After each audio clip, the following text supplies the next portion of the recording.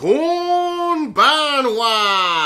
Ladies and gentlemen, come one, come all to the Shogun's tent. The show in which those that build and improve the culture are put on a pedestal, while those that destroy and pervert it are put to the sword. This is the April 14th edition of the Shogun's tent, and I am, of course, the Bane of the Woke, the Harbinger of Heritage, the Mad Shogun, RealAaronAlexander. And as usual, I have two of my retainers here in attendance. First off, the lady who has the migraines from hell while sending people on plane rides from hell, the literary sage of Washoe County, Justine Hart, and the man who doesn't have to stay frosty because, let's face it, he's always frosty, Snowman. How you all doing tonight? Pretty good. Yo. Oh boy, this has been a really exciting day here in the interwebs. Woo! Oh yeah. Oh my word! I mean, you got, and I we're gonna can't be wait to what tomorrow brings. yeah, and we're gonna be talking about that shit later on tonight because we don't have a main event per se tonight. You'll have to figure it out after we get done with the Florida Man segment. Then we'll talk about that. But anyway.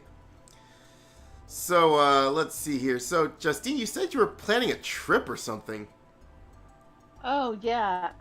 Well, okay. I have recently done a little bit of research into my ancestry, and I found out I'm somewhat Scottish, which kind of surprised me. So, I have been wanting to raise some money, and I created a spot fund in order to do so. And I'm wanting to raise at least $4,000 because I know that's going to be expensive. It's not the plane tickets that are actually expensive because I get discounts, but it's the actual trip that's probably going to take most of the out-of-pocket because I have to go staying in hotels. Yeah, stay in hotels. Yeah, don't forget food. Don't forget customs. But anyway, so Customs your head. you don't have to pay. Customs you don't have to pay. I already have a passport and everything. Yeah. The food, the lodging, that is going to take most of the money. Oh boy. Well, I'd be careful because there is a certain dank person that lives over in Scotland. You know who it is, right? No. Look, our good. Oh yes, Count Dankula. Count Dankula? Yes, the man himself. Yeah, because I Count. don't know who that is. Go look him up. You'll know. Then you'll know what I'm talking about. He's on YouTube. He's one of the funniest guys on YouTube as of this point. He's the pug okay. guy. Yeah, he's the guy that got busted because he had his his pug do the Roman salute as a gag. Oh. And they fined him like 800 pounds over that shit. Oh wow. That's kind of terrible, but that wasn't who would be a bonus to see, I should say.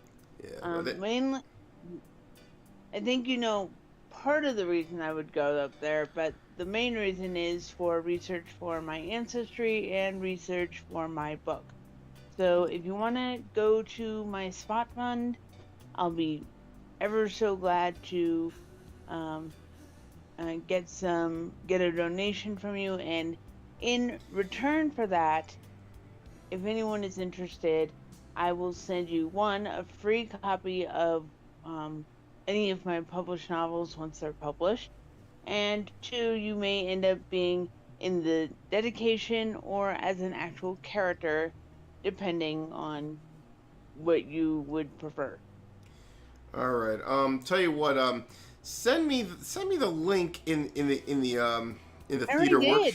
You did? Hold on, let me look. I sent on your instant messenger. You sent me through DM on my Facebook? Hold on. Yeah. Yeah. Cue the asshole song in Scottish. Yes, mock making. Alright, so let's see here. Okay, so you say you sent it through hold on, let me see.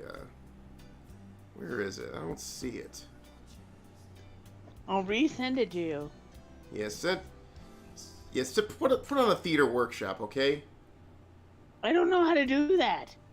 Oh well, put it whatever. Theater workshop, you could just copy and paste. Oh, okay. I didn't know I was allowed to post on it. Yeah, you can post. You got permission.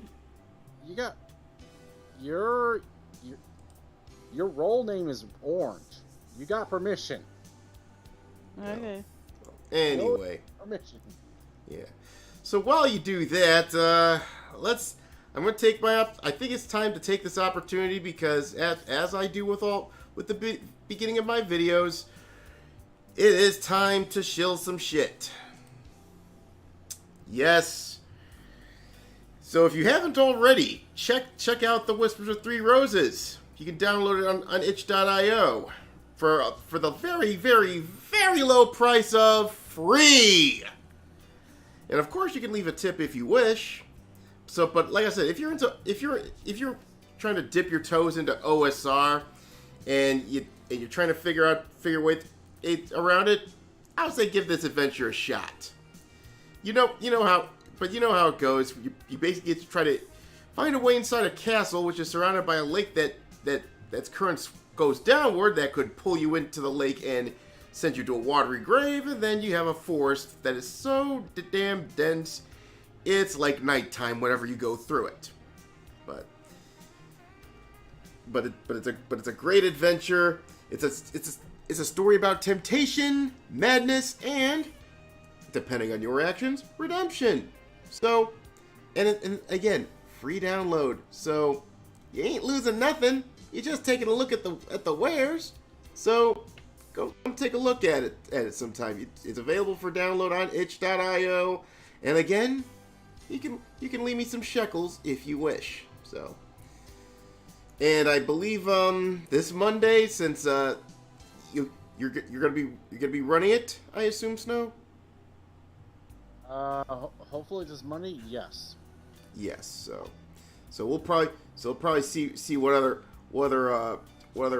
issues that we run into with that adventure going. And you got a new rule set apparently.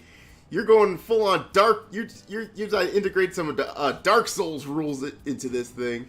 Well, when you posted down the FromSoft, like you could go journalist mode or game journalist mode or all the way to FromSoft mode. Yeah. There's like, yo, let's go full on Dark Souls. Yeah, that would work. Don't take the increased levels. Just keep bringing us back from the dead. Yeah. Now I did beat Dark Souls 3 earlier this week. I mean, it turns out Soulless Cinder, once you figure it out, he's not a problem to deal with. He's not like that bitch of a boss like the Dancer. Ugh. But I did try to go through New Game Plus, and right now, God, I hate dealing with fucking Boreal Outrider Knights. Ugh, fucking unpredictable assholes. Did you try the DLCs where you explore the world? I don't have the DLCs. I might get them, but right now all my money's tied up in getting the car running again. Well, and the DLCs, they're fucking expensive. Jesus Christ. how much are they? One of them, I think the season pass alone is like $30. And I'm like, Jesus Christ. Well, if you get the season pass, you get all the DLCs. Yeah, but for a 6-year-old game? Really? Jesus. But I heard Dark Souls 3 is a good segue into Elden Ring, because I heard the gameplay is pretty much identical to that. But anyway. Okay, it's posted. All right, Ski. So what I'm gonna do before we move on to the news is I'm gonna go ahead and post the link to Justine's Spot Fun on the chat. Okay, and I'll probably also post this on the video description as well. So Thank you. Yeah. Oh, Exia, how you? Oh, so it is Exia. How you doing, man? Yeah. So hopefully Exia will make it to the session Monday. And by the way, he was one of. You said he'll be there. Yeah, he was pretty interesting. He had a pretty interesting character when we ran that Ronin campaign in a few months ago, but. Yeah, you have to check it out. I have it on my Chainsaw Media account as well, so you can go check it out there. So, but anyway, now enough futzing around. Let's get to the news, and we start off with a very sad note. What is it with the Shadow Realm and its insatiable appetite for legendary comedians? Well, yeah, I'm just sad to hear this news. Yeah, very sad. It's really weird how it's been happening in the span of like what, a few months. First Norm Macdonald dies, then Bob Saget, then Louis Anderson, and now we lost our squawk voice funny man, Gilbert Gottfried. God damn. Yeah, he was great as Iago. Oh yeah, he was great as Iago. He played Iago in Aladdin. He also had a little bit of a bit part in Beverly Hills Cop 2, which I think it was a memorable one, where he goes into where they're trying to. I think he was an accountant or something, and his name was Sidney Bernstein, and they made up so he's like so they used the excuse that he had 25 unpaid parking tickets. Used it as an excuse to get into his computer. Just check out that scene. It's freaking hilarious. And also, he did, I think, one of his last works was he did a couple episodes with the Angry Video Game Nerd. Ah. Yes. Wait a minute. Did he also do like a little... Did he also play it as God in one of the episodes in Smiley Friends? I don't recall, but I do know he was on an episode of the Angry Video Game Nerd. He played Fred Fuchs. Fred Fuchs, spelled Fuchs. Yeah. Yes. So yeah, check out that episode. It's freaking hilarious. But Also, don't forget, I know a lot of people don't remember this, but I believe he hosted Up All Night for a spell.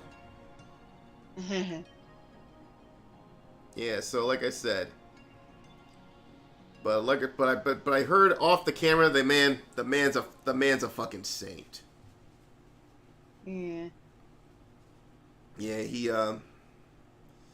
he suffered from myotonic dystrophy, so it's a muscle wasting disease.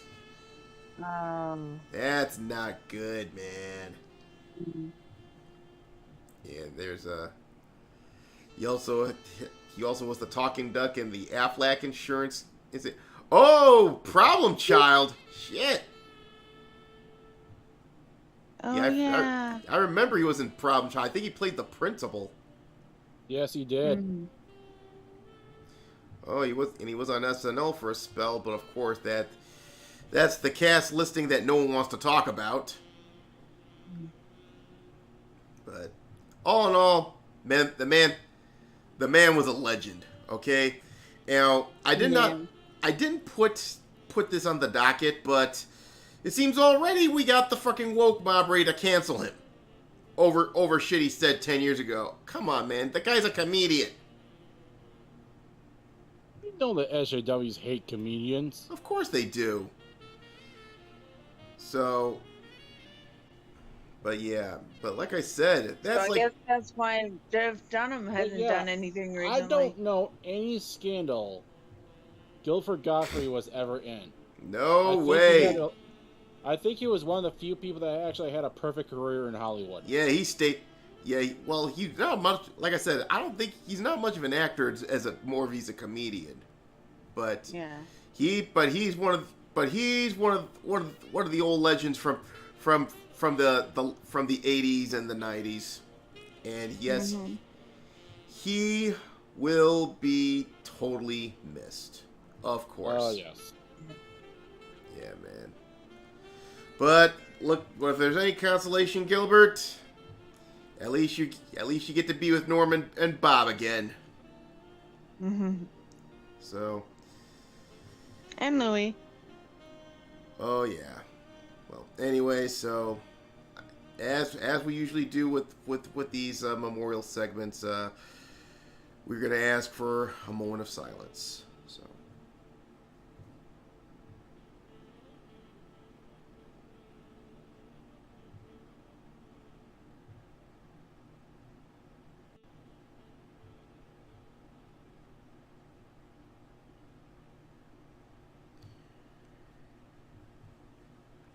Rest in peace, you squawky bastard. Anyway. May the chat press F for respect. Yes. Yes. F's in the chat, please. F's in the chat, man. Well, anyway, so. Alright. Moving on, folks. Moving on. Well, we have another con that decided to press N for working worry. QuakeCon 2022 is going full digital yet again, and it's due to uncertainty. Do we even need a fucking QuakeCon? Yeah, at this point, I mean, at this point they're at the same level as BlizzCon. I don't know if there's gonna be another. I don't know if there's gonna be another one this year. Probably they're done.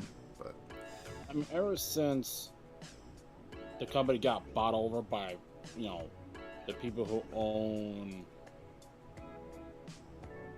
Well, the people who make Bethesda.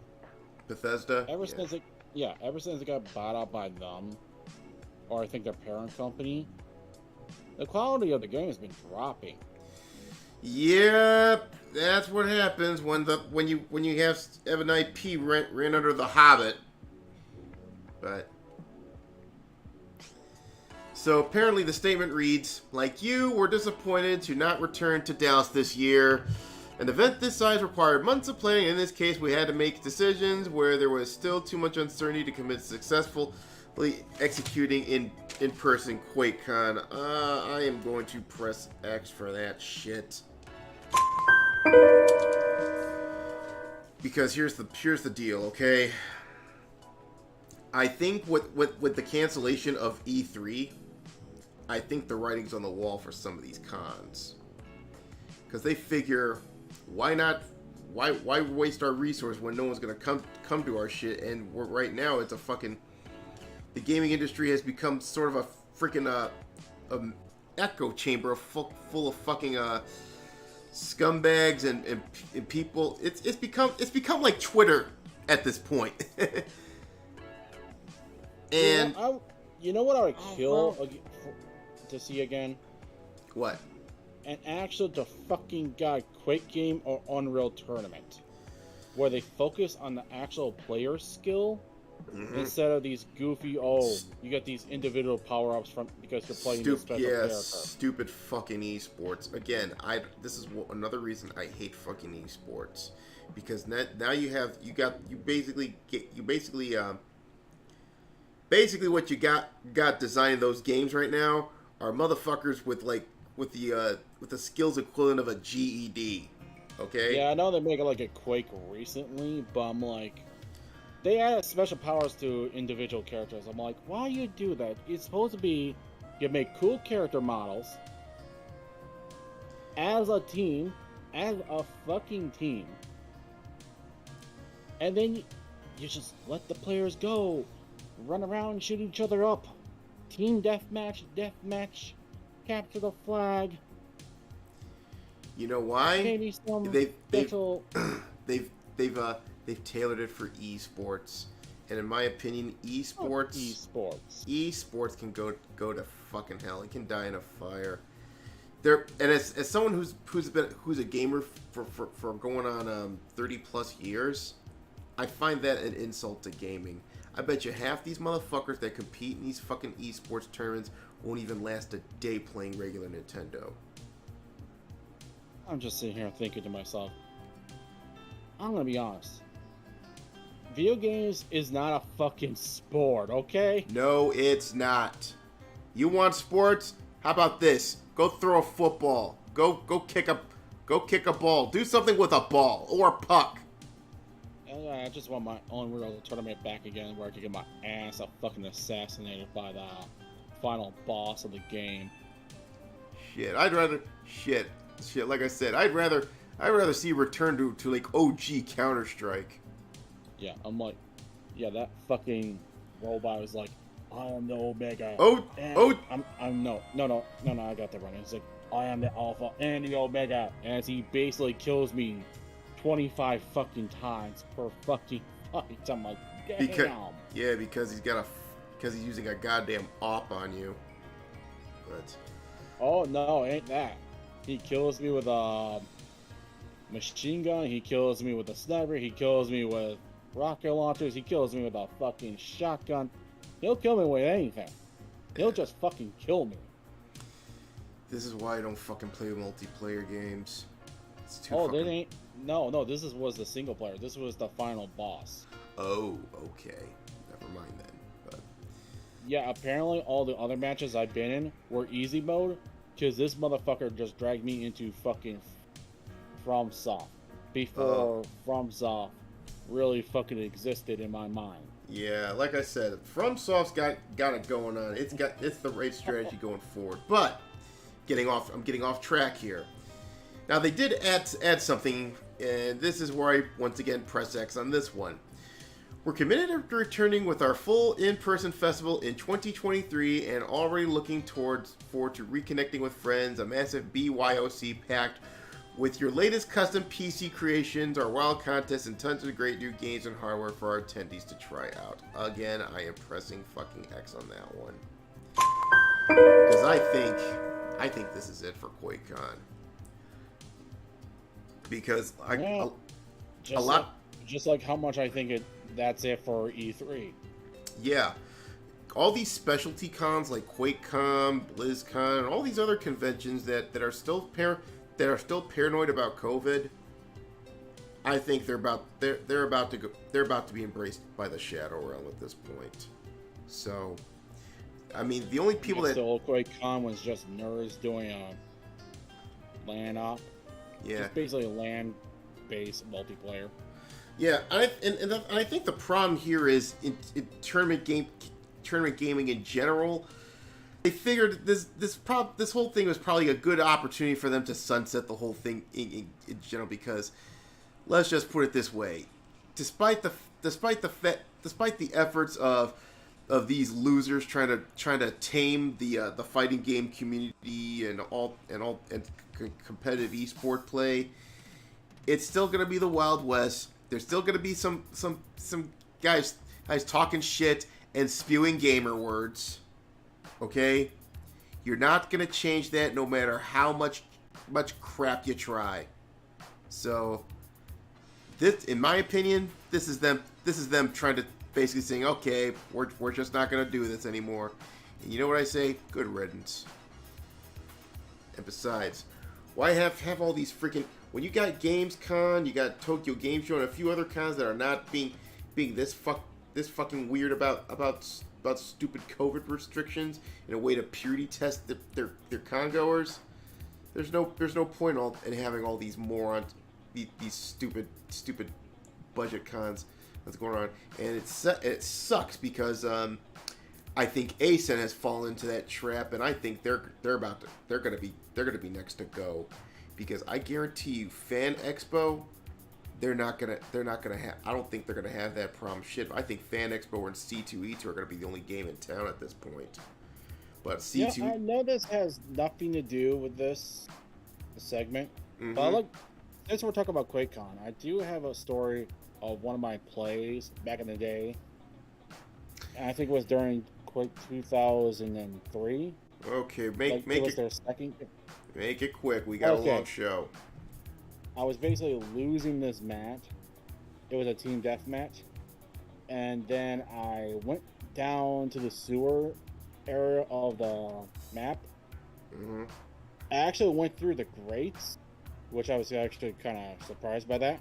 And look what I have here. A thing called a Redeemer.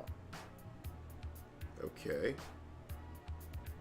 Now, let me explain what a Redeemer is. It's basically a fucking tactical nuke.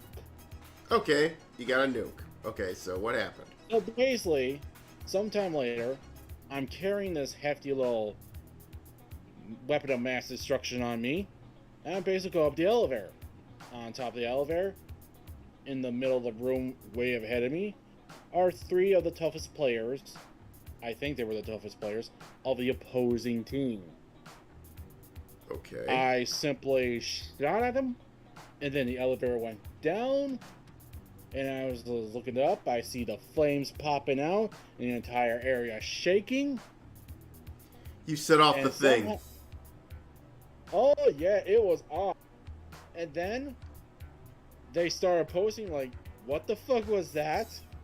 And another player was like, Redeemer. So basically you pulled a goddamn, what's that character from Game of Thrones that killed the fucking White Walker?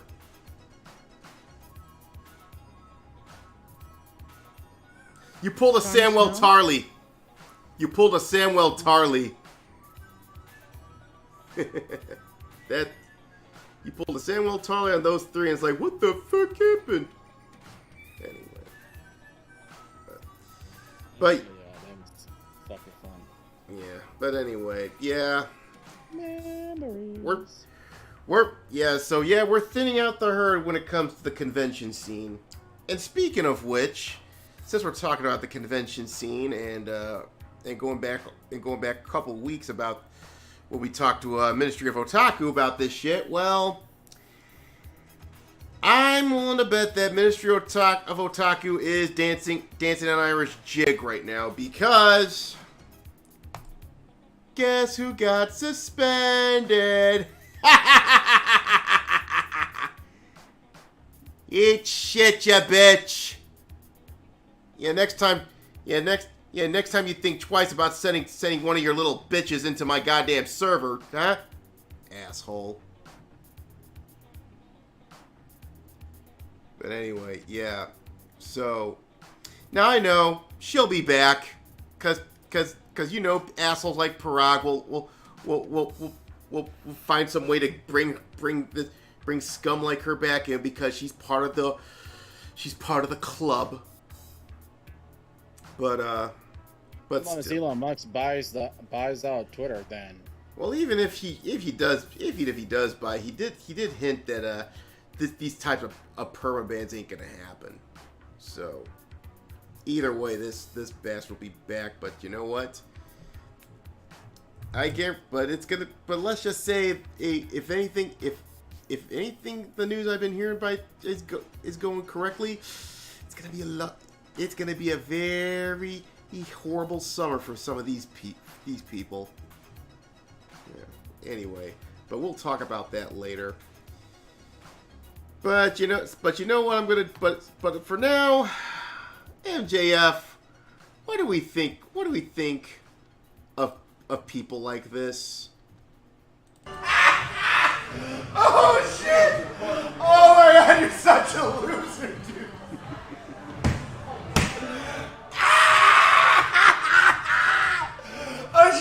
Oh shit, wait.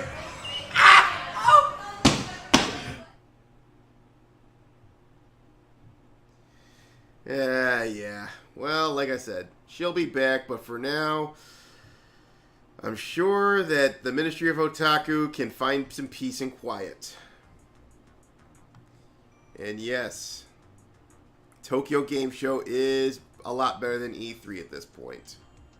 Yeah.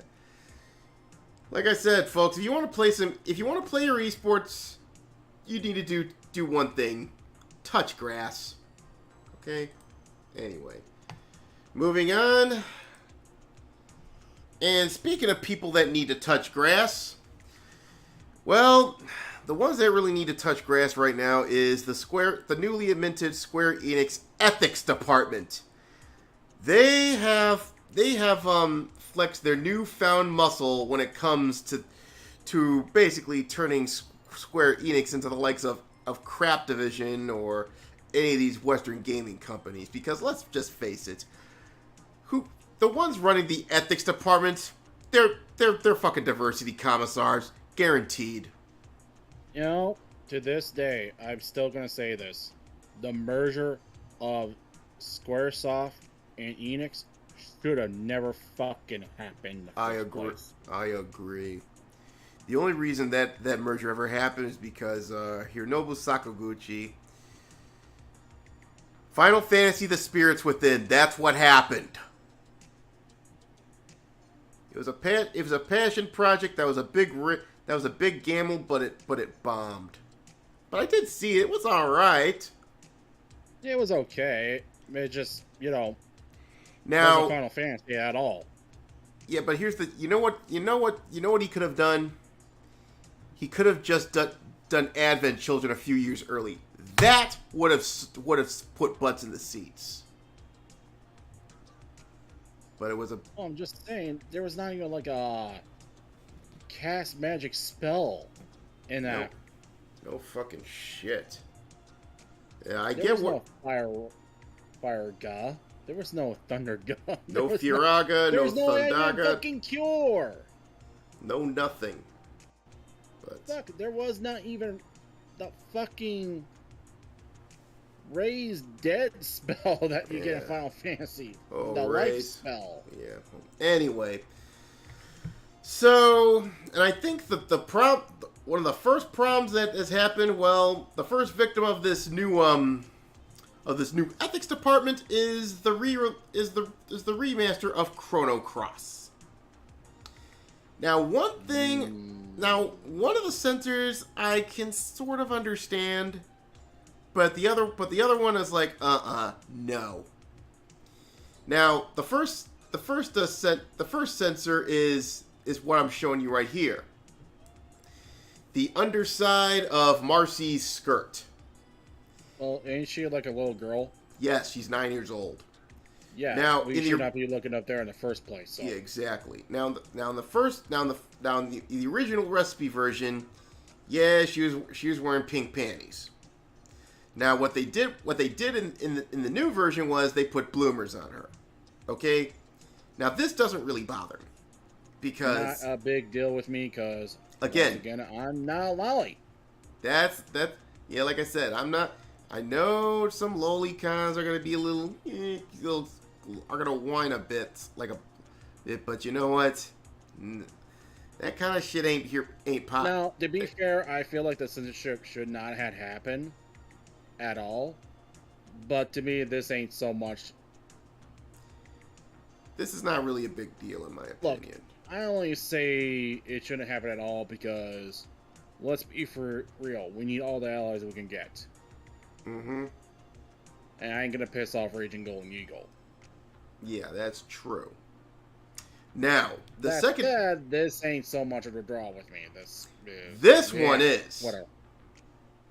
This one is. Okay? Now they're censoring dialogue. Okay? Now, in the bottom you see the original recipe version of Chrono Cross.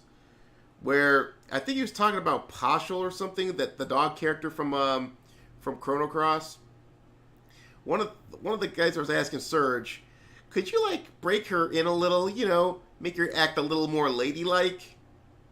In my opinion, there's nothing wrong with that fucking line. But they decide to censor that shit. So the new line is... that's not good. That's not good. Can you make her a little nicer to me? It's like, eh? All you have to do is actually just make the game run better and make it prettier. Yeah.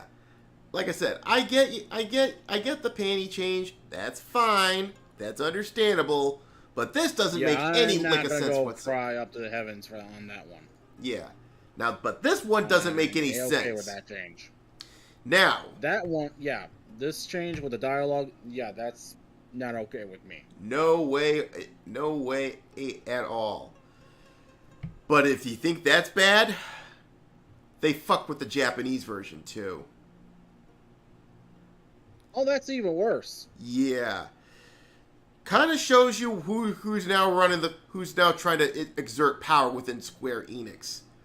This ethics department smells like some commissar shit. Yeah. Which is why we don't have those in Chainsaw Media. No way. We don't do this shit. No, we don't have any diversity. We do not have any diversity offers. We don't have any of that shit. Okay?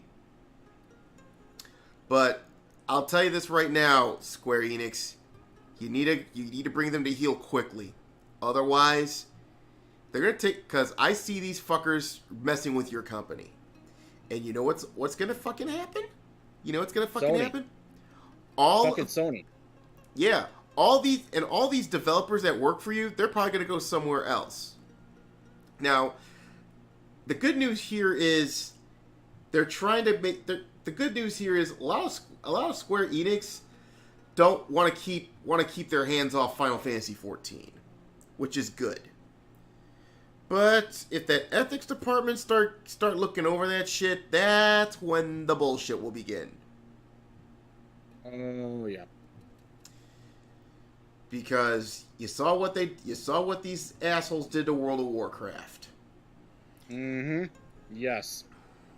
It's horrible. Oh dear God. So these are the same people that are responsible for Tifa's breast reduction. Mm-hmm. Because I guess they felt uncomfortable. Yeah. Now or maybe they got jealous. I don't know. Yeah, that's too. Now, understandably, I'm sure some of the guys on the PC will probably mod that shit out, which they probably will. Let's be honest. But the bottom line is this: curb these rabid hippos quickly. They will destroy your company. So anyway, but if you don't get and like I said, if Square Enix doesn't get these assholes under control, well, you will have shit like this happening. Oh dear God. Why can't this fucking company die? No fucking clue, Aaron. Dear fucking God. Time to play the music. Time to play the music.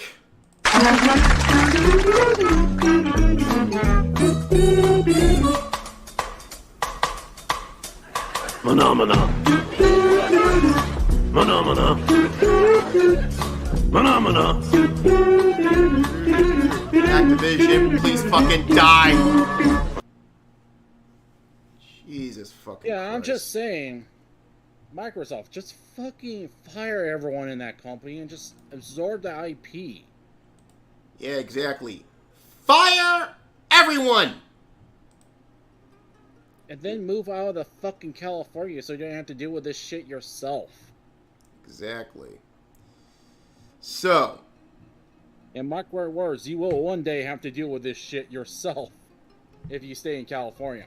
Oh, yeah. Definitely. So. So it seems the new diversity commissar wants to fuck with the office culture even further and even fuck with the games a bit. Oh, you thought Battlefront Field 5 was a mess, right? They're about to go hold my beer. Yeah. When this bitch is actually done with... Yeah. You still there?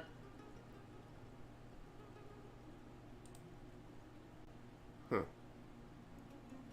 I can't hear you, Snow. What's up? Huh. Hold on. I think he might have some trouble. I'm hearing him, but I don't hear him. But it's like he muted himself or some shit like that. Anyway, hold on. We're still rolling, but technical issues. Yeah. God damn it. Justine, you still here?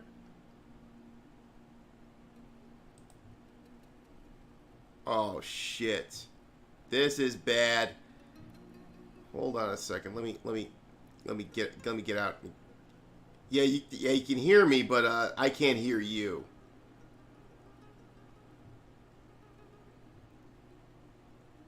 Hold on. Let me go off and come back on, okay? Be a second.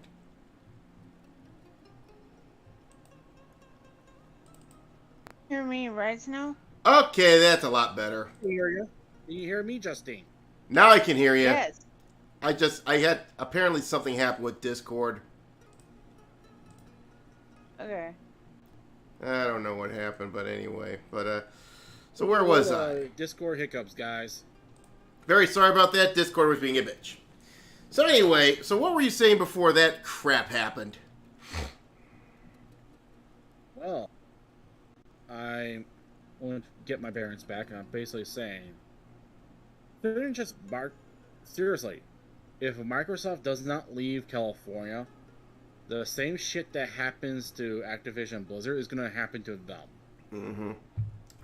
Yeah, they need. So if I were them, I would just fire every fucking one in Activision Blizzard, and then move the fuck out. Yeah, and leave the West Coast entirely, because Seattle ain't no picnic neither. But anyway, move to a red state. Yeah, exactly. Just don't go to keep Austin. Your employees back at California. Get new employees. Get new guys. Yes.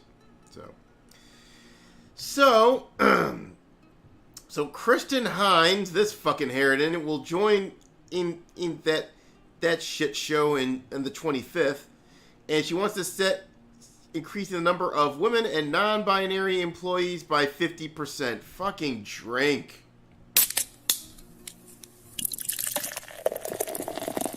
She says, I'm excited to join a company that is prioritizing its commitment to diversity, equity, and inclusion, and making progress on the ambitious goals it has set for itself, she said in an official statement. In an industry with historical underrepresentation, I'm looking forward to leading the company's efforts to further build a workplace that values transparency, equity, and inclusivity, which means anyone to the right of Stalin, you're fired. Go fuck yourself, bitch. But Microsoft, like I said again, get rid of this bitch, because I got a real bad feeling about her. Hold on, let me see if I picture.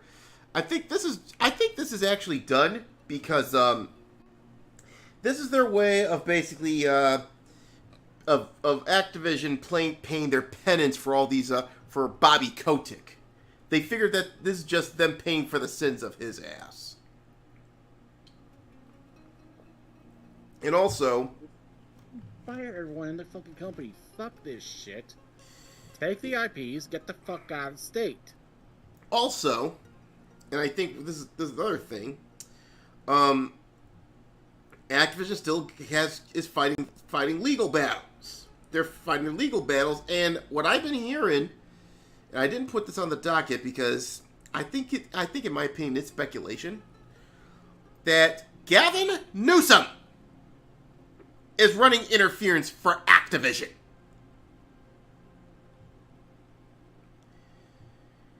Because, so, that pretty much lets me further know what's going on with that thing.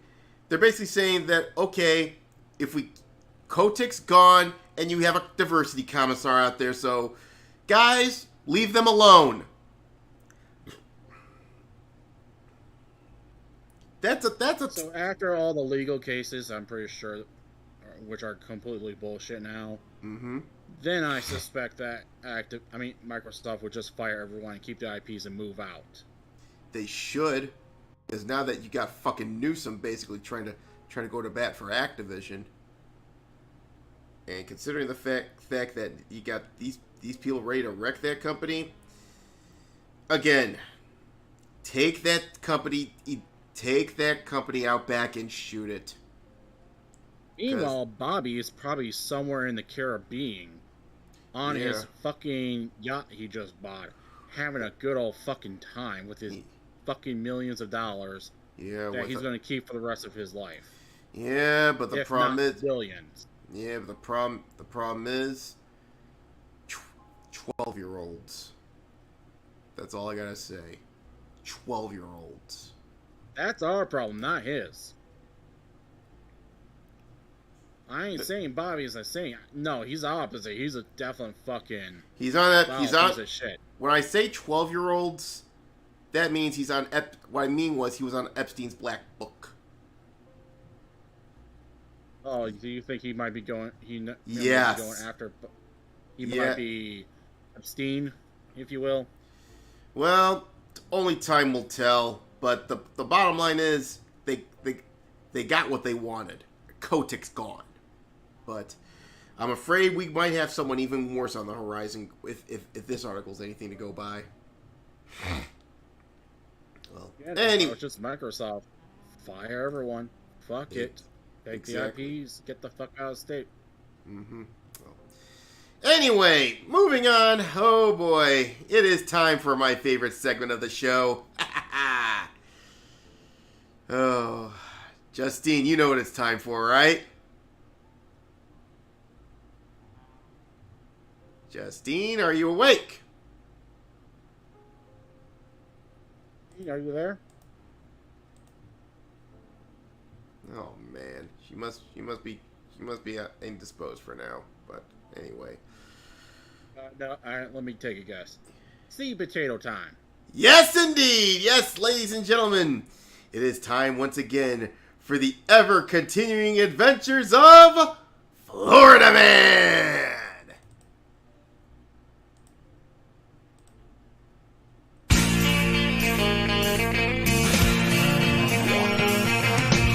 No one told you life was gonna be this way. Your job's a joke, you broke. Your love life's the old way. No recollection of that happening at all. Well, this store sells some good liquor. When it hasn't been your day, a week, a month, even your year, but I'll be there for you.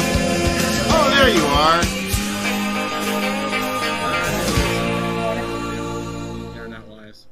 Well, you're just in time, Justine. Because we're on to our Florida Man. It's on to our Florida Man segment, and we got some good ones for you today. Yep. Or tonight, rather. Well, we have a case. First off is a case of assault and battery.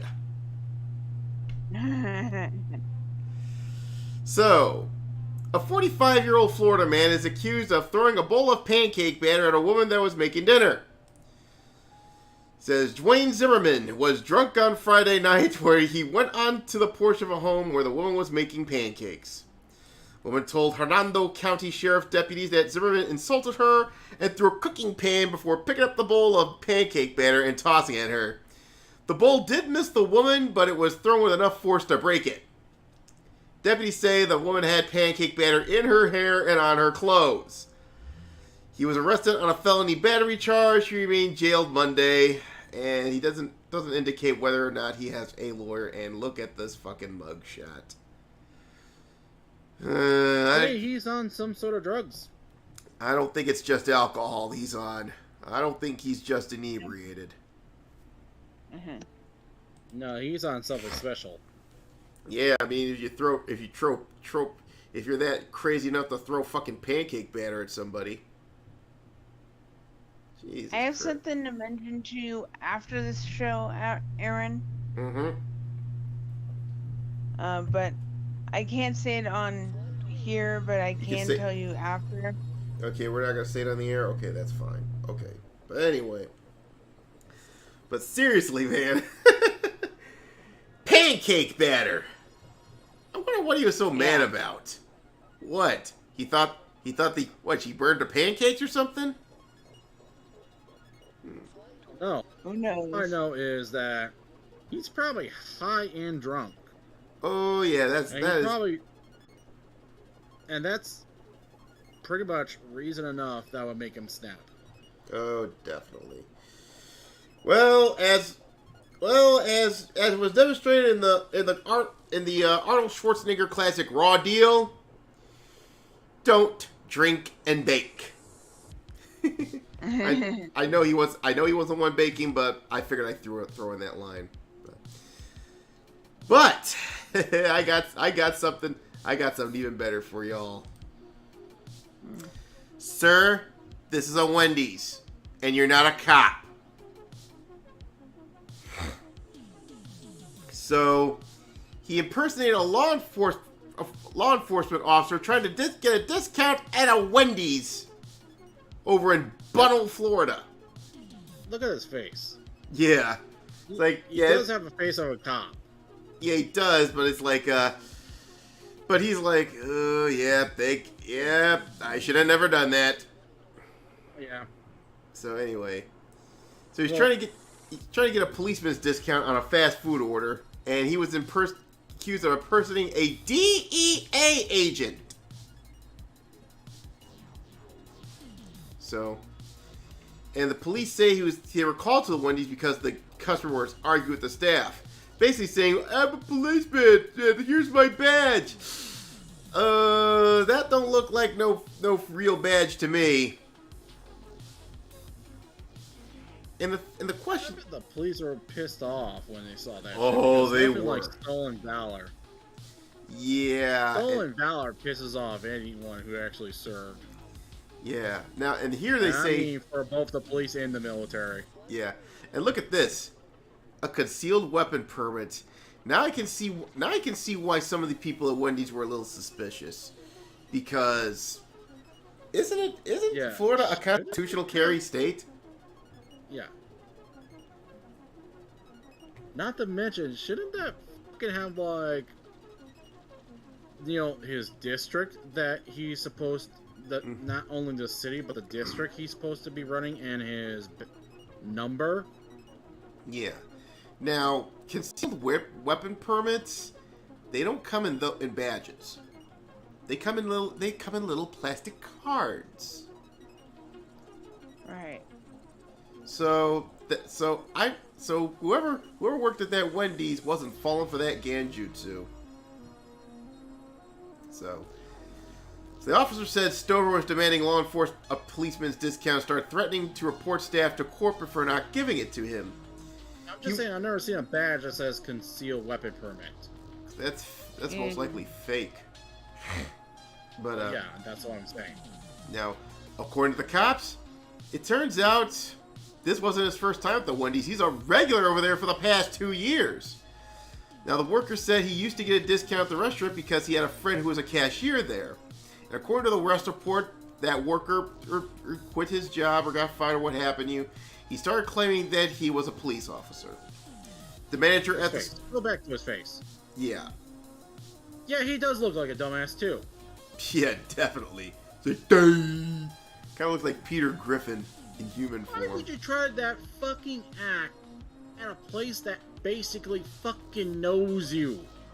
Yeah, really. They know good and well you're no fucking cop. If you've been going there for 2 years.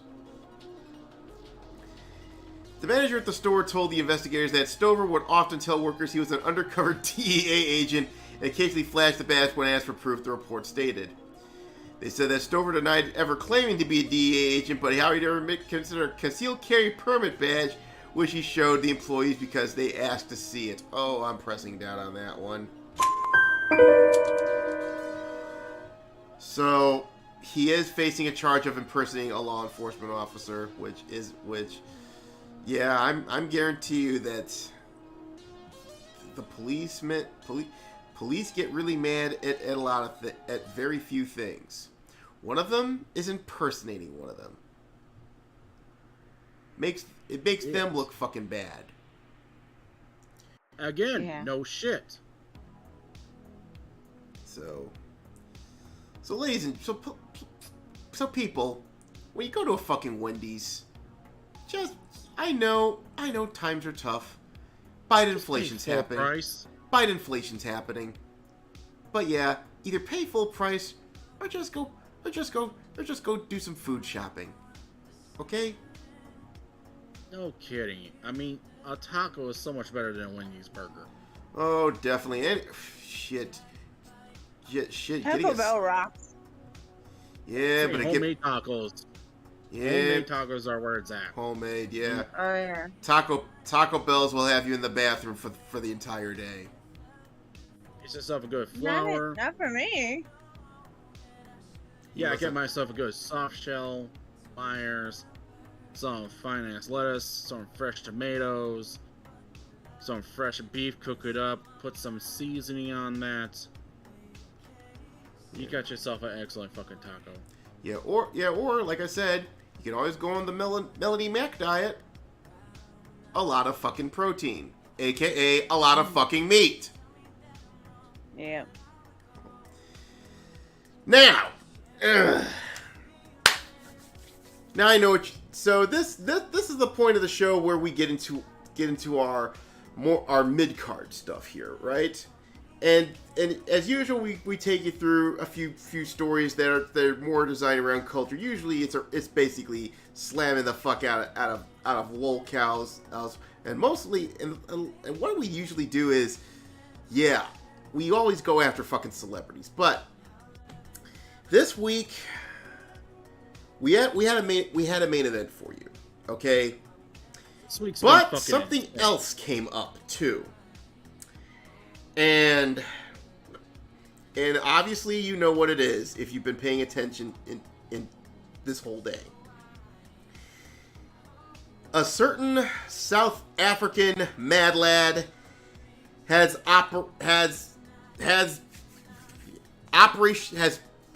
commenced Operation Bluebird in earnest. So with these two in mind, I was debating whether or not, okay, something's gonna have to take a back seat. On one hand, we covered Elon last week. We covered the whole situation, and there's been a lot bigger development since then. So I figured, maybe not putting that in the main event. But on the other hand, this is way too big to consign it to further down the fucking card. So, after deliberation throughout the entire day, a solution was reached. And this is why the title of today's stream. Technically, we don't have a main we do have a main event, but the main event can only be the only reason I can handle this, because I didn't want to drop the original main event, was this. The only solution was Iron Man match.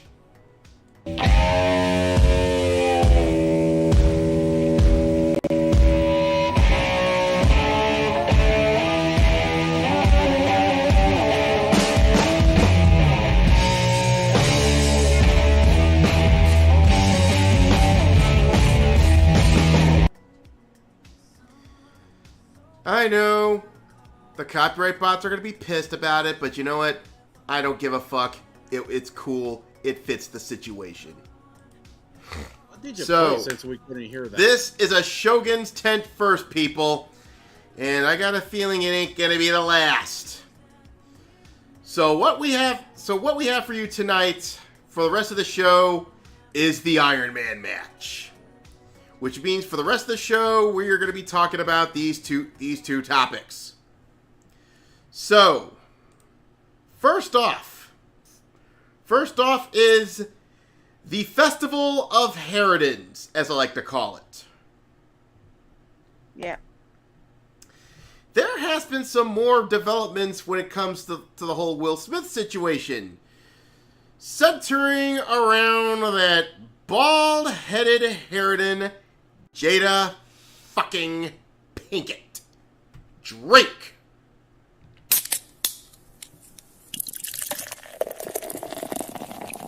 Jesus fucking Christ. Y'all still there? I'm still here. Yep. Oh, I am. damn, the sound's fucked up again. Hold on.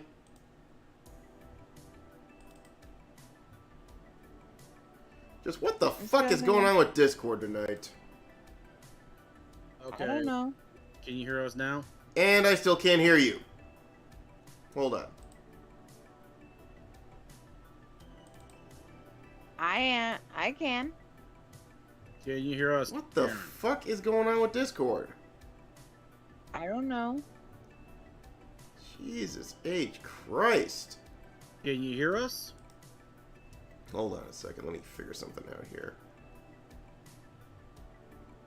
Sorry for the technical difficulties. Seems Discord does not like me tonight. Jesus H. Oh, hold on. You know what? Hold on. I'm gonna go ahead and restart Discord. Okay, so give me a second. Oh, must be another update. Go figure. Jesus Christ. Yeah, sorry for the technical difficulties because this is something I really didn't need tonight. Good God. Can you hear me? Aaron, are you there? Hello. Hello, are you there, Aaron? God damn it, Discord. What the fuck is going on? God damn, man. Yeah, it seems we're having some trouble here because I don't know what the fuck is going on here. It seems Discord is pretty much it's pretty much I guess the copyright bots are pissed off that I played that fucking Iron Man clip. Jesus Christ. Hold on. All right, let's try Hold again. on. Just what the hell is going on with the fucking Discord? Jesus Christ. Hello. Hello? Aaron? Why is this damn thing muted?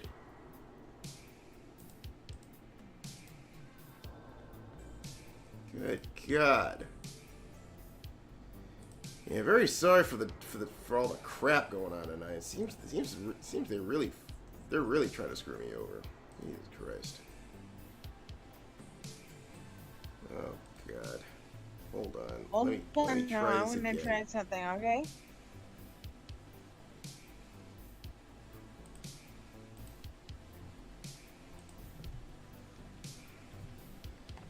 Oh damn! What the fuck is going on? Why won't you work, Discord? Hello? Aaron, are you there? Yeah, you're talking, but I'm not hearing you. Hold Hold on. on, let me try some. What the fuck is going on with Discord? I mean, I don't think the problem is on your end. I think the problem's on my end for some stupid reason. Hold on, let me get out of Discord for a second, then I'll try again. Okay. God, what the fuck is going on with Discord tonight?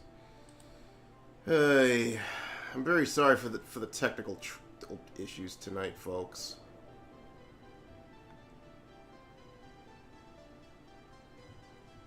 Hello? And Hello. Can you hear me now? I can. Still the same shit. Jesus Christ. Hold on.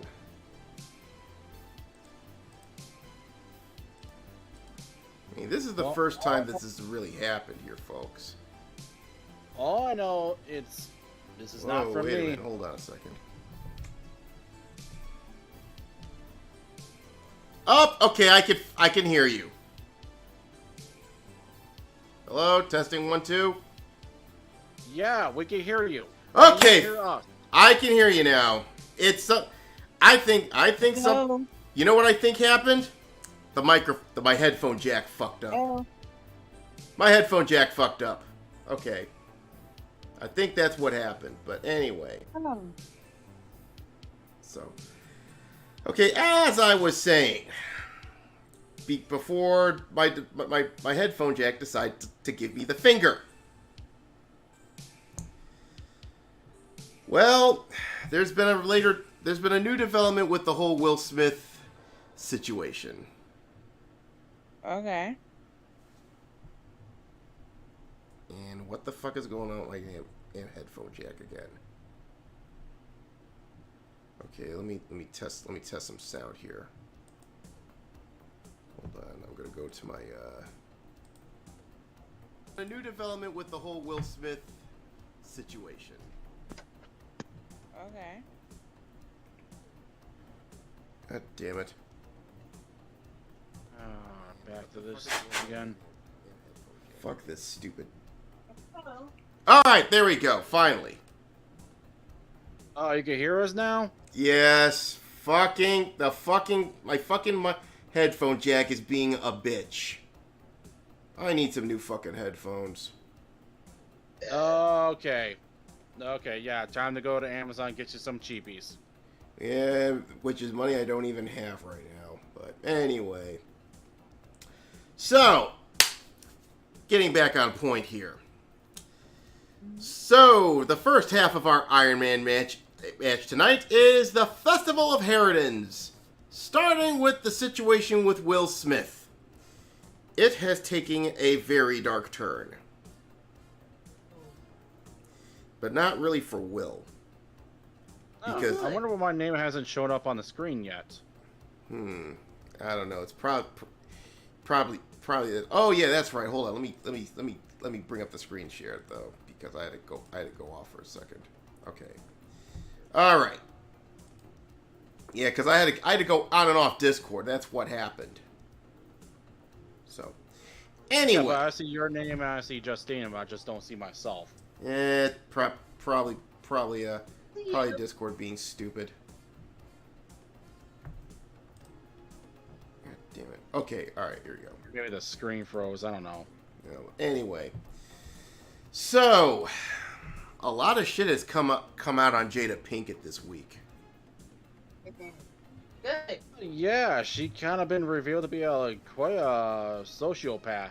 Oh, yes. Now, the first thing that came up was a 2019 video that has gone viral, and I'm gonna go ahead and see if I can play that for you,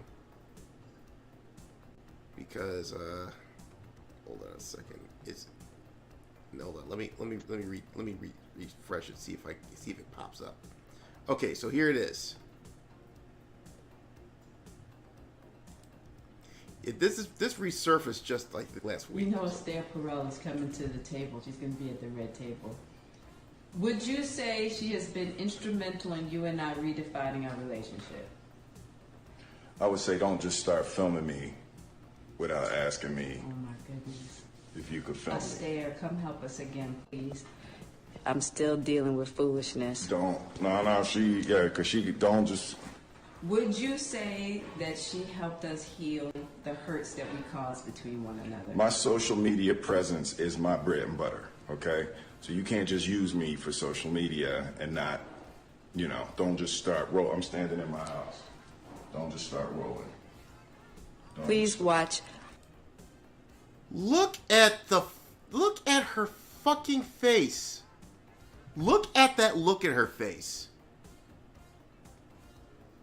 Oh yeah, Can you fucking believe this shit? she don't give a shit. Yeah. Oh hey, Dragon. Hey, Ethereal, what's up, man? Not much. Stopping off from another stream. Well, you're just in time for our Iron Man match, and oh my dear God, we're taking a look at this fucking Harridan. Oh yeah. He basically this shows how sociopathic Jada Pinkett is. And This is like a reminder to all the men who became really famous in Hollywood. Don't ever marry. You may get a gold digger, or you may get Jada Smith. You get a psychopath or something that will... No, Yeah. marry a good woman from like Poland or something like that. Oh, Yeah. Yeah, or Matthew McConaughey's case, he got someone from Brazil or something like that. Now wants to raise a family in Texas. Anyway. So he gave a stern warning to Jada Pinkett. It's basically saying, don't use me for clout. And this happened like 3 years ago.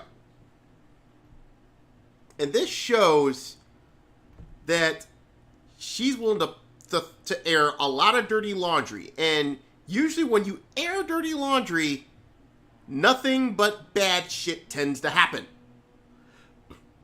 Yeah. So this was 3 years ago. Holy shit, that was 3 years ago? Yep. Fuck. I would have divorced her. Yeah, and there's a picture that was taken a while back. We're talking like probably 15 years ago or something like that I want you to take a look at. But before we do that,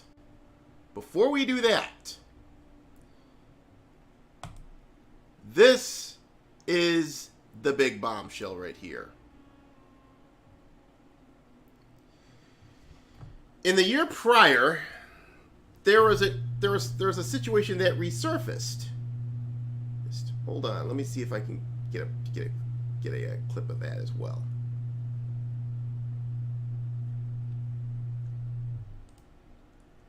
Have a look at this shit. I really didn't want to get married, but... We only got married because Gammy was crying.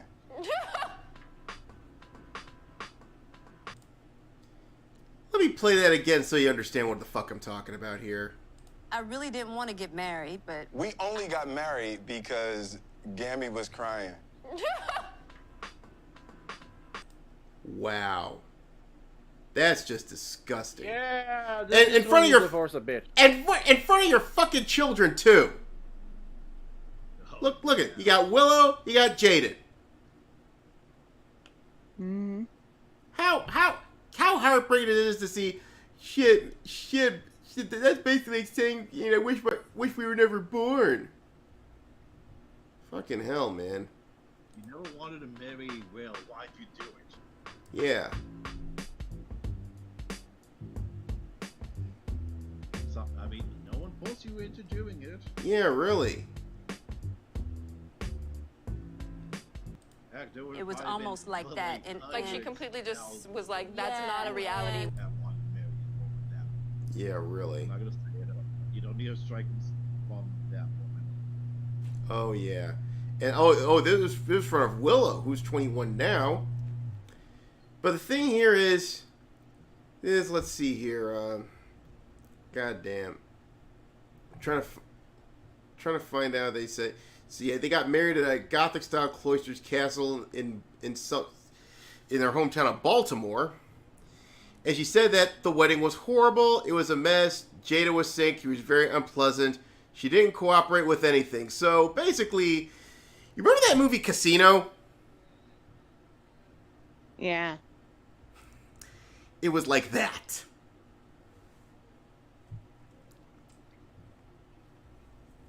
That scene where Ace got married to Ginger, and Ginger cried to her ex-boyfriend Lester. Guys, I think I'm having technical difficulties.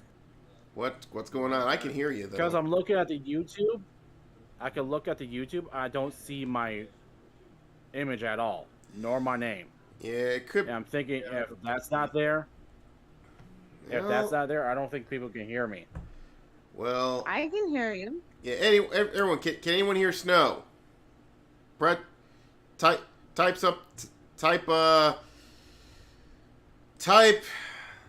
F Discord in the chat if you can hear Snow. I can hear him on the video. You can hear him on the video? Alright, Yeah. cool. I can. Okay, so I'm just invisible for some reason. Yeah, Due to Discord technical the Discord app tends to do that shit. Yeah, there's about a minute delay, so I can actually hear you saying that you had no difficulties. Yeah. So anyway, now the funny thing is, she said that she and Smith ultimately agreed that getting hitched was in fact the right call. Oh, now you say it. And I know why she says it.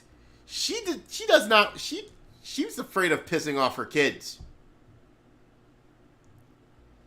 But it's like, it seems nothing. Not only that, but he has fucking millions of dollars now. Yeah, really. He had a great career. She done wrecked that shit. Famous than Tupac. I mean, let's be honest. Yeah, that's what happened when you cut yourself on international TV. Yeah, but it's got to the point where it's like if you check out the Red Table Talk shit, she has revealed herself to be nothing more than a selfish, sociopathic bitch. As I said, a perfect woman to do fucking divorce from. Oh yeah. You see, Edward, your shit in the yard, get the fuck out. Yeah. So. Yeah, but the problem with Will is the guy. The thing is, he's still in love with her, but she ain't returning that love. So it really doesn't matter. You're just simping for someone who probably didn't love you in the first place. And there's something that I came across on Twitter that probably proves that. This here I'm about to show you is a picture from a while back. Just take a look at this shit. You can tell it's a while back because she has hair. Yeah, really. But just take... Will Smith looking charming as always. Yeah. Well, as charming as he was. And here's Jada Smith looking like she's fucking drunk off her ass. Yeah, you got her legs spread. She's down position. But the only thing I don't like about Will Smith in this thing is, look at that fucking posture. I don't like that posture. Because if you're doing that next to your woman like that, it shows submissiveness, in my opinion. I'm just saying, here's fucking Will Smith doing everything he can to make himself look good. And Jada Smith is just looking like, well, I'm going to be honest, she looks like fucking garbage in this one. He does. Because, like, yeah, but like I said, she does. Yeah, she does. Exactly. That's what I said. But like I said, in my opinion, it's just the way the posture here, it doesn't fit him, in my opinion. Look at the woman in the background. She looks a whole lot nicer. Yeah, I know, right? And she's not the focus of the picture. Yeah, she looks all zooted. You got her spread. That shows. I think that's a telltale sign who wears the pants in this relationship here. Yeah, she's like, I don't need to make myself look good. Fuck you all. Yeah, and another thing is, just look how their kids turned out. They're all fucked up, aren't they? Yeah, they're fucked up. Oh yeah. Oh yeah. Yeah, Jada basically fucks with her son's best friends. Fucks with her son's best friends. Puts her son in fucking dresses and shit. I mean, come the frick on. Why can't Obviously, you let your she son grow wanted up to be a Jaden to man? be a girl. Yeah. Don't you got Willow for that, you fucking Harridan? Oh, God almighty. Well, here's what you need to do. What you need to do is to do what Johnny Depp has done. And that's a perfect segue. Because we have the opening statements in the defamation case between Johnny Depp and Amber Heard. Yes. Pay attention, Will. This is how you get rid of a sociopathic bitch. So, according to claims by her Amber Heard's attorney, apparently she claims that Johnny Depp has sexually assaulted her with a liquor bottle during the opening statement of Not in his character. exactly. And I picked this out because I know you're gonna go off on I know you were gonna go off on fucking Amber Heard. Yeah, guys, Well, I why want to just wouldn't let I? you know I'm gonna go to the bathroom break. Go ahead. Because I've been hearing about this Johnny Depp versus Amber Heard for like all fucking year from. Yeah, and this week a lot of interesting shit has come to light. Yeah, I'm just saying I've been hearing all about this all year or more from Brilla. From Tug, so, yeah. Yeah, Tug. Yeah. So I'll be right back. Yeah. Now, if you haven't noticed right now, you can this week, and I think for the foreseeable future, as long as this trial goes on, you can go on Nick Rekieta's channel, which is I believe it's Rekieta Law on YouTube, because him and Tug are going to be covering this trial daily. Okay. Good.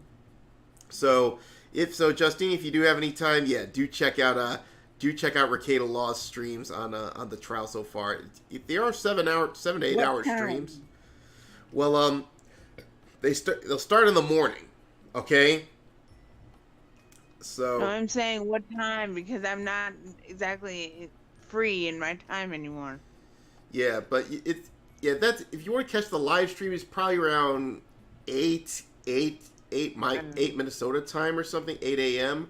But you can always catch the replay. They haven't unlisted or archived anything like that, but.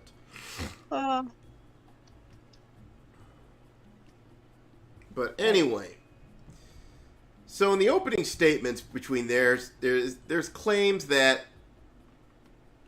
Johnny Depp goes on drug trips. It goes on benders and especially when it comes to a Australia trip back in 2015, he says, quote, "After gobbling between 8 to 10 ecstasy tablets, the actor alleged ripped off Heard's nightgown, dragged her across the floor, told her he's gonna fucking kill her and he fucking hates her, and punched and kicked her." And then no, that's made up. And they say he penetrates her with a liquor bottle. That's the Johnny Depp you're going to hear in this case. She told the jurors. Already, that's too far fetched for my liking. Yeah, that sounds out of a bad romance novel. Yeah, no shit. Oh, you know what? So I think Tug mentioned this early. I think on one of the streams. You ever seen that movie Gone Girl? Yeah. Something tells me she got all these fucking. She lifted all this scenario from fucking Gone Girl. You know, you have a good point. Mm-hmm. So of course, they said that So what's going on if you haven't checked out the trial is Depp is seeking $50 million in damages from Amber Heard, who he claimed defamed him when she wrote a 2018 Washington Compost op-ed when she was the victim of sexual violence. Now let me remind you what's been going on with Amber Heard. Okay, she has taken a bit of a and why the stakes are high in this case. This case, in my opinion, could drive the final nail in the coffin of Me Too. Because Amber Heard has been a major figure in the whole Me Too and the whole Time's Up deal. And she has gotten she has become an ambassador for the ACLU, who is basically her silent partner in this whole situation dealing with Johnny Depp.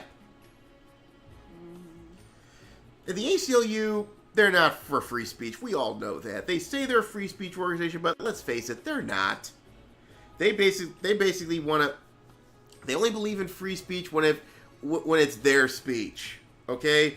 And when it comes to Harridans like Amber Heard, that is a psychopath, they figure she's the perfect person to describe how playing the victim card is abused and what have you. And of course, the ACLU refuses to back away from this. I'm back. So the stakes are a little higher than just a defamation case. This could pretty much make or break any attempt to get any accusations, because it'll be loud and clear that Harridans like Amber Heard, and there's plenty of that in show business and in other realms, that will just lie to destroy someone's career, all because they're either too sociopathic or they're just so hell-bent on revenge. Like they've watched The Burning Bed one too many times. So basically, while Depp wasn't named in that op-ed, the actor claims it ruined his reputation and his career because it assumed that Heard was writing about their relationship, and as a result, he got bounced out of some roles. Disney doesn't want to work with him with Pirates of the Caribbean ever again, and considering how Disney is right now, Johnny, you're better off without these assholes. I don't know. And Warner Brothers. I don't know. They seem made for each other. Considering, well, I think Johnny might have a better future without Disney. Yeah. But I think he might outlast Disney, too. He might. So, his attorney told the jurors that they probably know Depp as a respected artist whose name was linked with the success of the box office, but today his name is associated with a lie. This is his lawyer's opening statement, which, by the way, only took about, let's say, 55 minutes to go through, while Amber Heard's opening statement for his lawyers took about 2 hours, maybe some change. Pretty much goes to show you how long-winded their bullshit is. Right. Now his lawyer... Probably repeating themselves at least 5 times. So, his lawyer goes on to state that the evidence that show that Ms. Heard's false allegations had a significant impact on Depp's family and his ability to work in the profession he loved. A false allegation that can devastate a career and that can devastate a family. Now, Heard's side agreed that Depp's career in shambles, but he says his downfall was self-inflicted. Oh, I'm going to call bullshit on that one. Yeah. So basically he said, make no mistake, Johnny Depp's reputation's in tatters, his career's in free fall. That's his, that's Amber's lawyer talking. But it's because of problems that he created. It's not Amber's fault. It's because of the choices he made. Once again, that's bullshit. You're gonna have to prove a lot.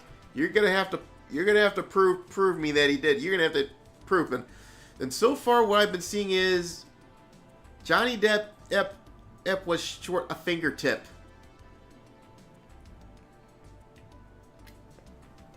And also, if you looked at the trial, you can see where all the posture is. Where Johnny Depp is trying his best not to look at that bitch. Where Amber Heard, well, it could be said that she's trying to she's trying to look at the jury. He should be giving him the stink eye. Like basically it's him telling you, I'm still gonna destroy you. I'm gonna destroy you and you're gonna like it. See that look right there? Yeah. See that shit? That's stink eye. That's the fucking stink eye right there. And then Warner Brothers basically fired her because... Yeah, I think Warner Brothers cut her loose because she's become a liability. Because she not only ruined... But they did still keep her in Aquaman 2, which I was pissed about. Actually, I don't think she's involved with that shit either. No, she was in it. That's what I heard. Well, I don't know. I think they kicked her out. They kicked her because she not only had some beef with Johnny Depp, she also tried to fuck things up with trying to fuck up Jason Momoa, and it could be or couldn't be instrumental in why Jason Momoa and Lisa Bonet are divorced. So basically, she is a fucking... Yeah. She's cancer. She is a walking cancer. So... Yeah, she's just pure cancer. Mm-hmm. So, she claimed that Heard's allegations of domestic... Go ahead. She ruined Johnny Depp's relationship with his girlfriend. Yeah, now... Who he had 2 kids with. Yeah, really. Wait a minute, who he had 2 kids with? I forgot what her name was. Vanessa. She was a supermodel in France. Oh, well, never heard of her, though, so... Maybe you should have... Supermodel. Maybe you should have stayed with that supermodel. Anyway. Yeah, I know. You should have stayed in France. Yeah, stay in France. Don't deal with bitches that give you that look. Shit.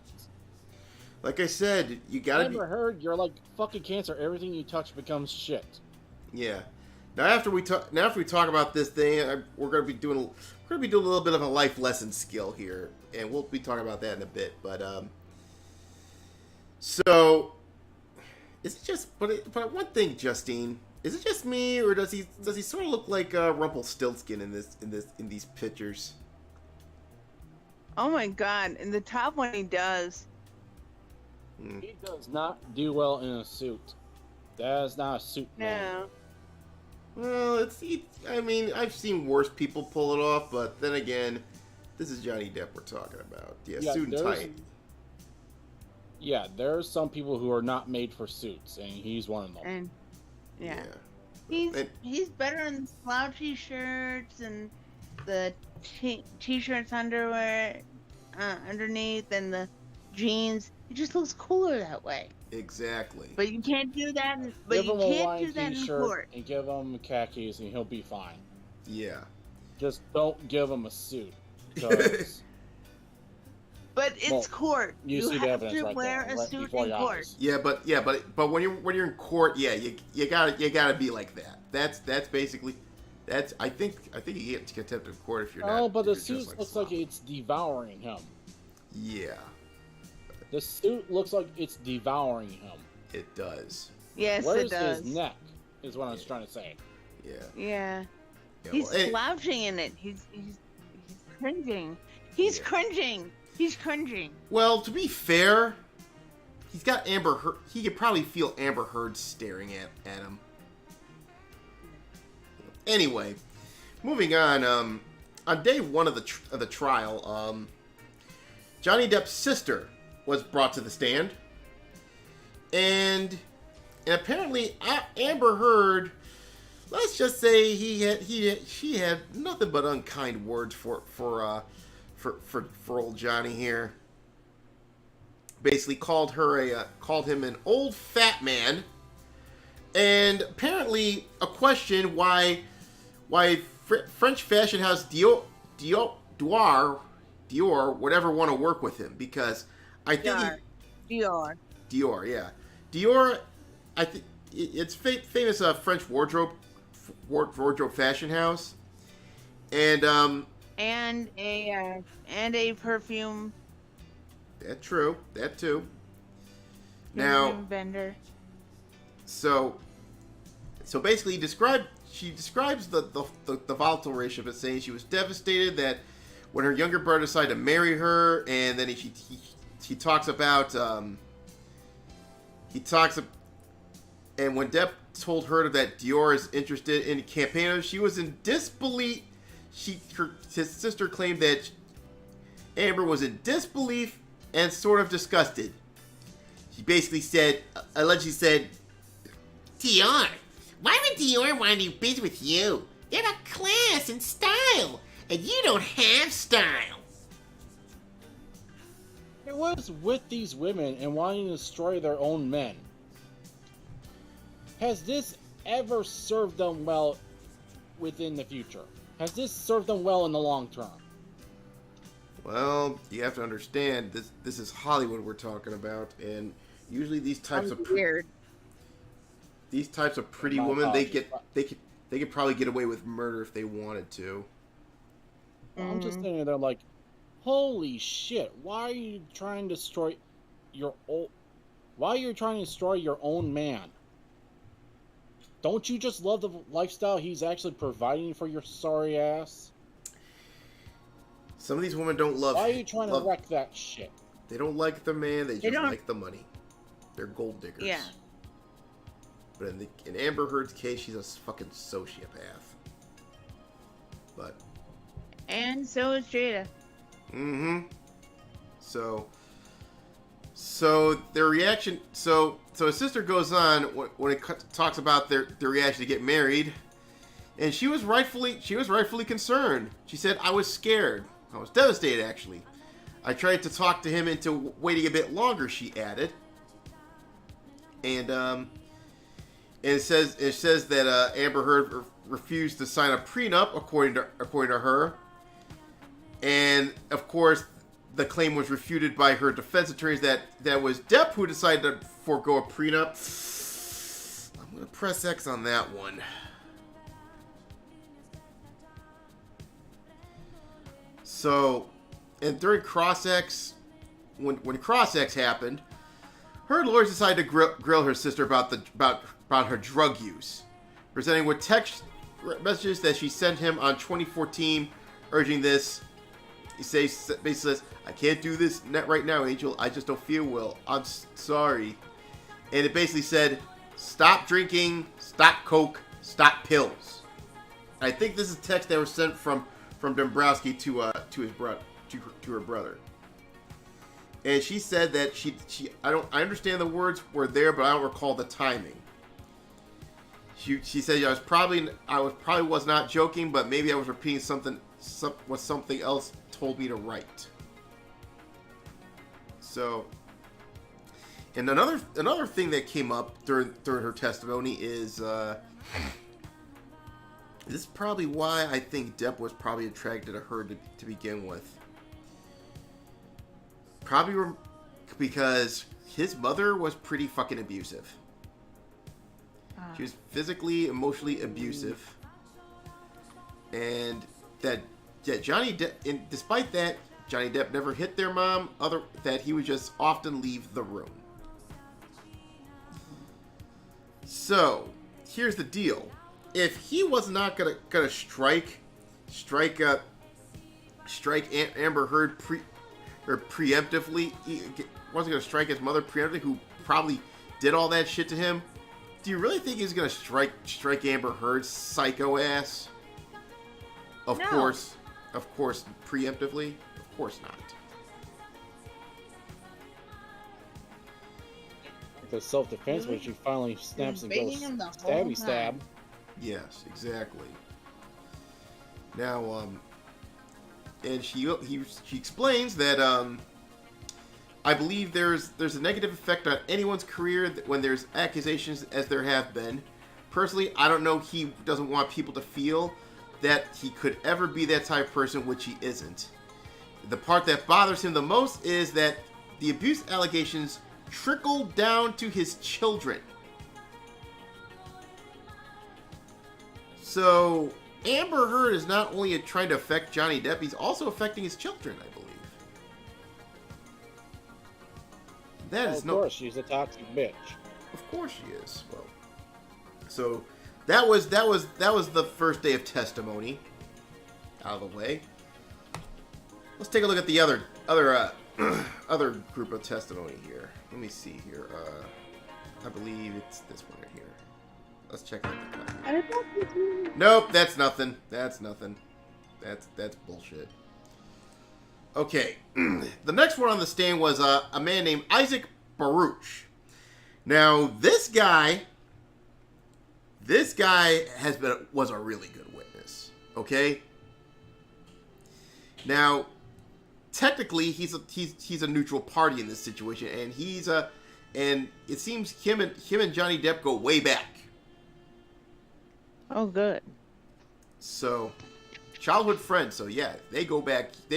God knows how long. So I would say this is more of a character witness, if anything. So basically, let's see here. When he talks about Amber Heard, he basically describes that, for the most part, she's not a makeup-wearing person, completely natural. Totally great complexion. Texas, natural girl next door, no makeup wearing, hanging out. Keep in mind of this quote, because you're gonna, because this whole thing with makeup is gonna come up. Right. Now, before I go on, what the fuck is up with that getup? Who the fuck she thinks she is? Ilsa the She-Wolf of the SS? Jesus Christ. She acts. It might as well be. Yeah, look at Jesus Christ. Anyway. She's like, I'm going to war. I need my military suit. Yeah, really. She kind of, yeah, sort of looks like the police chief of the Crimea or some shit like that. But anyway. Mm-hmm. And this question came up when he testified that he never saw Heard with red marks, bruises, scarrings, or cuts at the time he lived in the same building with her, and she did not wear makeup when he saw her. And when her attorney claimed that she wore makeup, it basically she knew that shit, and he said, yeah, he basically laughed. Okay, he basically said he began to laugh at Heard's testimony. Elaine Bredehoff repeatedly asked him whether he knew what Heard was wearing: concealer, foundation, powder, or Anacare, a cream to treat bruises, before he apologized. Probably because he knew it was bullshit. He didn't mean to laugh.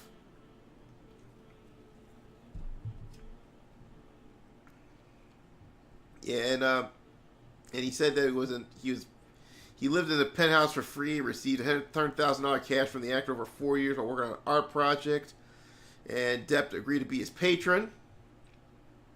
He learned laugh from the corner when he accepted Depp's offer. He said, of course he's going to accept the money. That's his, number one, that's his best buddy.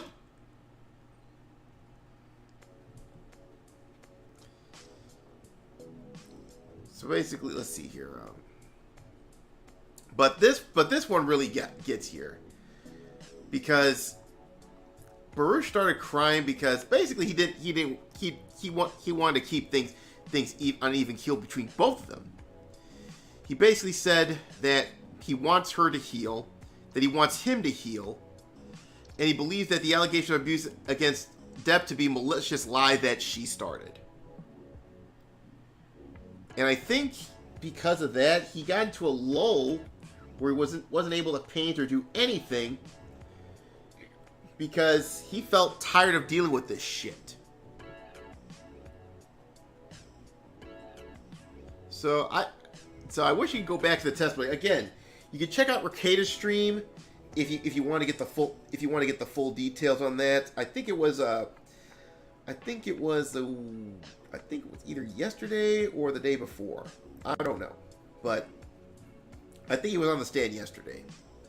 So go check out Ricada Law to get the full testimony. And yeah, he's I really believe the guy's telling the truth here, because the sense he given me is like, listen, I don't like this situation. I don't like how Amber's been treating my best friend. But at this point, I just want this shit to be done.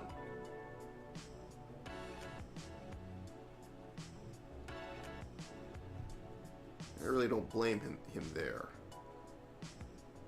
Well, I do too, but I want Johnny to win. Agreed. I think he. I think yeah. So far, I think it's turned out pretty good in Johnny's case here because a lot of bullshit did go through, but a lot of bullshit did get debunked. But we'll see what happens because there's still gonna be 3 weeks of this shit. But yeah. This is the one where they're finally gonna fucking have a verdict and everything. Yeah, but is this gonna be finally over with? I hope so. But before we move on right here, there's a few things that I want to talk about here, which I'm just gonna laugh here. Now, could it work against Johnny? Maybe, but here's what he did. Okay. So apparently he repeatedly called Amber a cunt and once texted his friend that she hoped her riding course was decomposing in a fucking trunk of a Honda Civic. I mean, come on. She freaking emotionally abused him. What do you expect him to do? To wish Amber her some good cheer? On the rest of her life? Come on.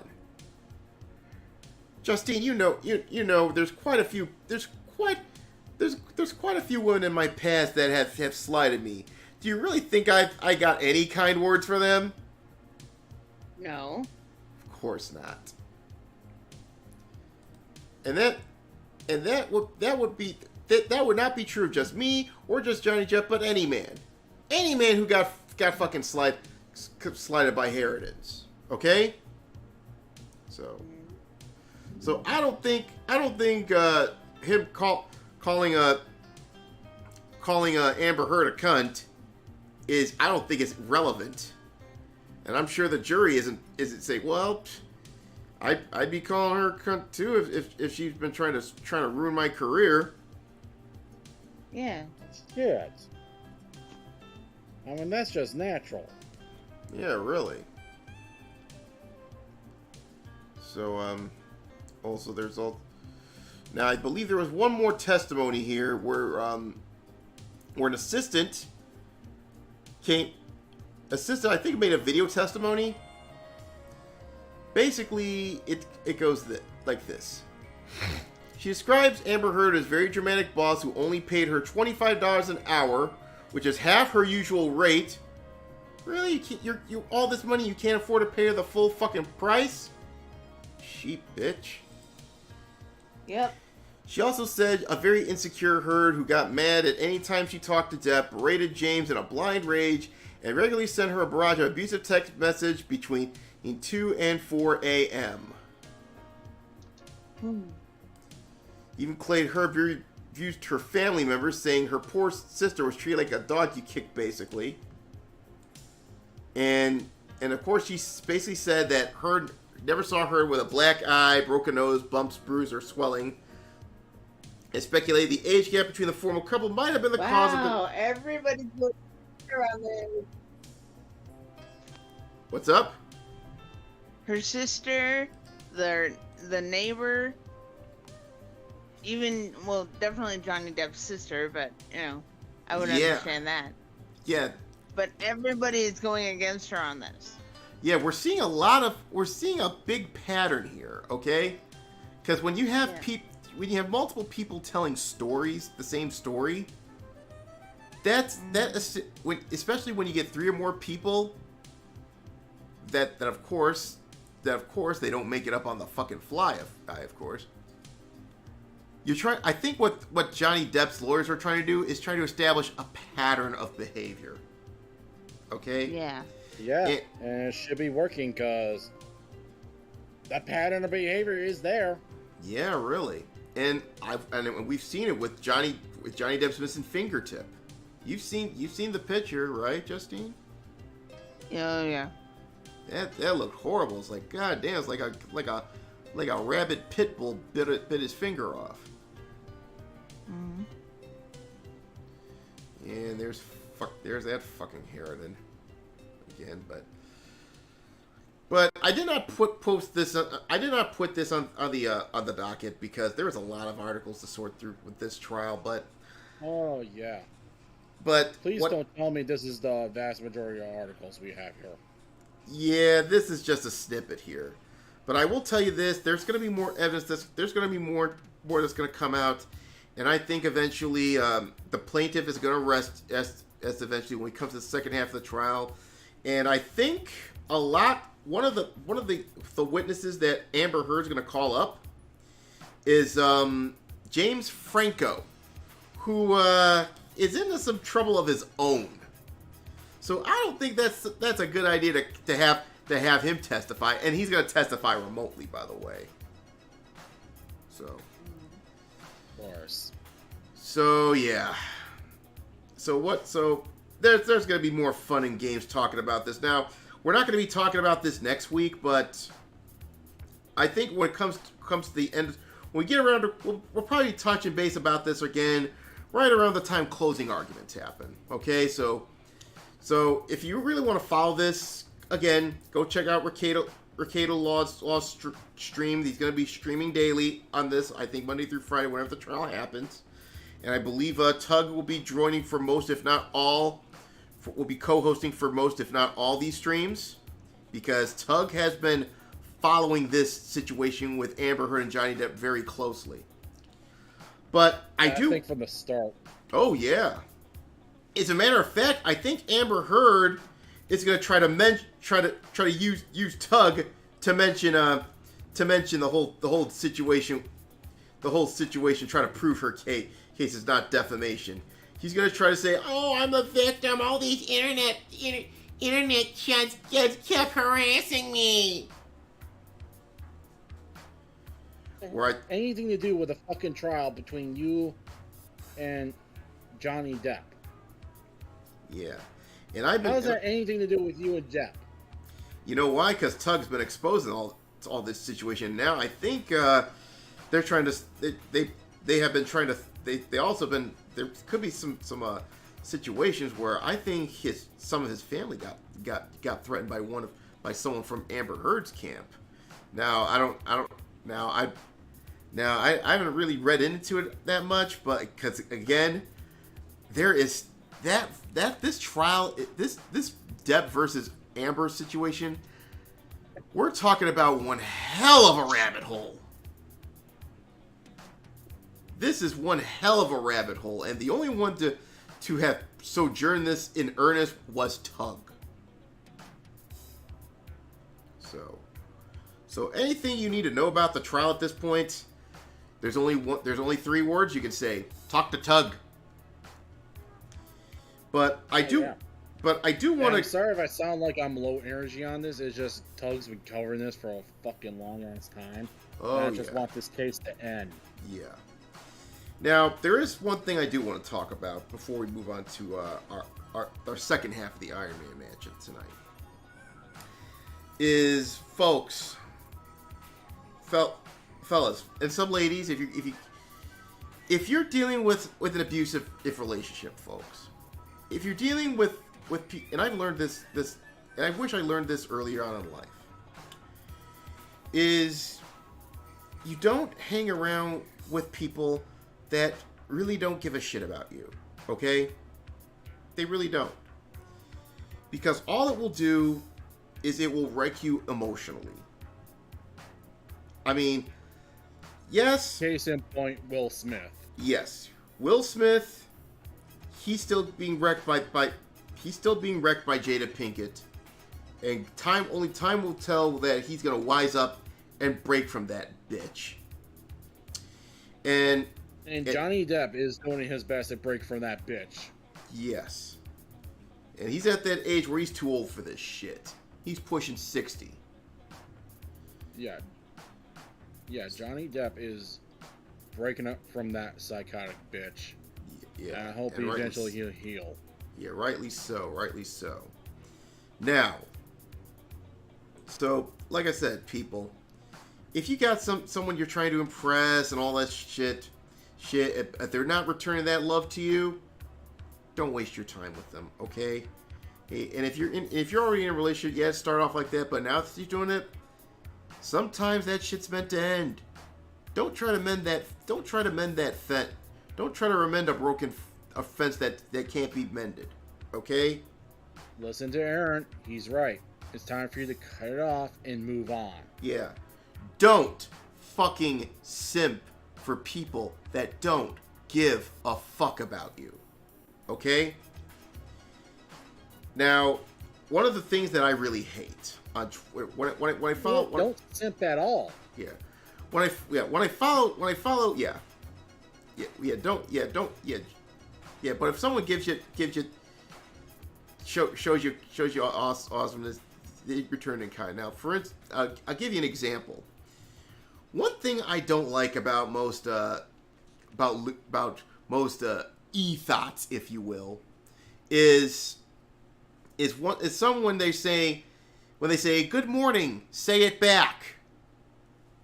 I hate that shit because it's like you expect compliments from them. You know what I mean? It's like you're trying to expect compliments without give. There's a lot of give. There's a lot of take and no give. Okay. Now, usually, whenever I see tweets like that, I'm like, no. I don't know you on a person. I don't know you on that level. Forget about it. You ain't getting my money. You ain't getting no compliments. Maybe if I talk to you personally, maybe I'll shill for some of your stuff. Maybe if you do you solid, I'll shill for your stuff. No problem. But in the case, the first time that I did something like this was actually tonight. And I'm not going to show it to you, but you know who Ivy Tenebrae is, right? No. Well, Ivy Tenebrae. Not really. Ivy Tenebrae. Well, she's another one of those lewd cosplay models. Now, Ivy Tenebrae. Now, the thing here is, Ivy Tenebrae were mutual follows. Okay. Yeah, how about that? Yeah, a cosplay model that actually that is part of Shogun Twitter. Now, she put up one of those she put on one of those tweets that says good night and basically say it back. But the thing here is the first time. But I did respond to, and I told her, sleep tight, dear, because, like I said, she's always been nothing but friendly to me. She's cool, all right. But the reason I tell you this is because of that. It's because of this. The only time that when they ask for compliments, again. It's a two-way street, folks. You can't just expect things. So, if you want respect, you gotta give it. Exactly. If you want respect, you want compliments. Two-way street, people. Okay. So, and that is my PSA for the night. Don't try to get affection from people that don't care about you, and if they do give you affection, return in kind. Pretty simple stuff here, folks. If you follow this lesson from your mad Shogun, the better your life will be. And this doesn't go for the fellas. This goes for the ladies too. If the man ain't showing you any sort of affection whatsoever, don't fuck around with them. Yep. And remember, knowing is half the battle. G.I. fucking Joe. Now that we got that out the way, let's move on to the second half of the Iron Man match. Now last week's main event, we talked about Elon Musk basically purchasing a stake on Twitter and possibly going onto the board, right? Well, it seems my theory was proven correct. The board was a poison pill. Now the question is, did Elon take the bait? The answer? No, he didn't. Nope. Parag Agrawal, I believe this was on Monday, has announced that, no, Sunday night, announced that Elon has basically said, no thank you. So let me just read this out to you, okay? Let me take a drink here. Basically as follows. Team, Elon Musk has decided not to join our board. Here's what I can share about what happened. The board and I had many discussions about Elon joining the board with Elon directly. We were excited to collaborate and clear about the risk. Bullshit. The guy was you know the guy was seething when Elon poked his head into this situation. Yes, he was. You know he was seething. Yeah. Because this guy wanted to fucking censor everyone. Yeah, he does. Elon Musk is like, yeah, I think we need to, like, just focus on free speech. Yes, Parag Agrawal is no fan of free speech. We also believe... You know what? Yeah, go ahead. You know what? Twitter was basically born on fucking free speech. Mm-hmm. So this Parag guy is basically like... He's like AIDS. He's gonna fucking kill off Twitter.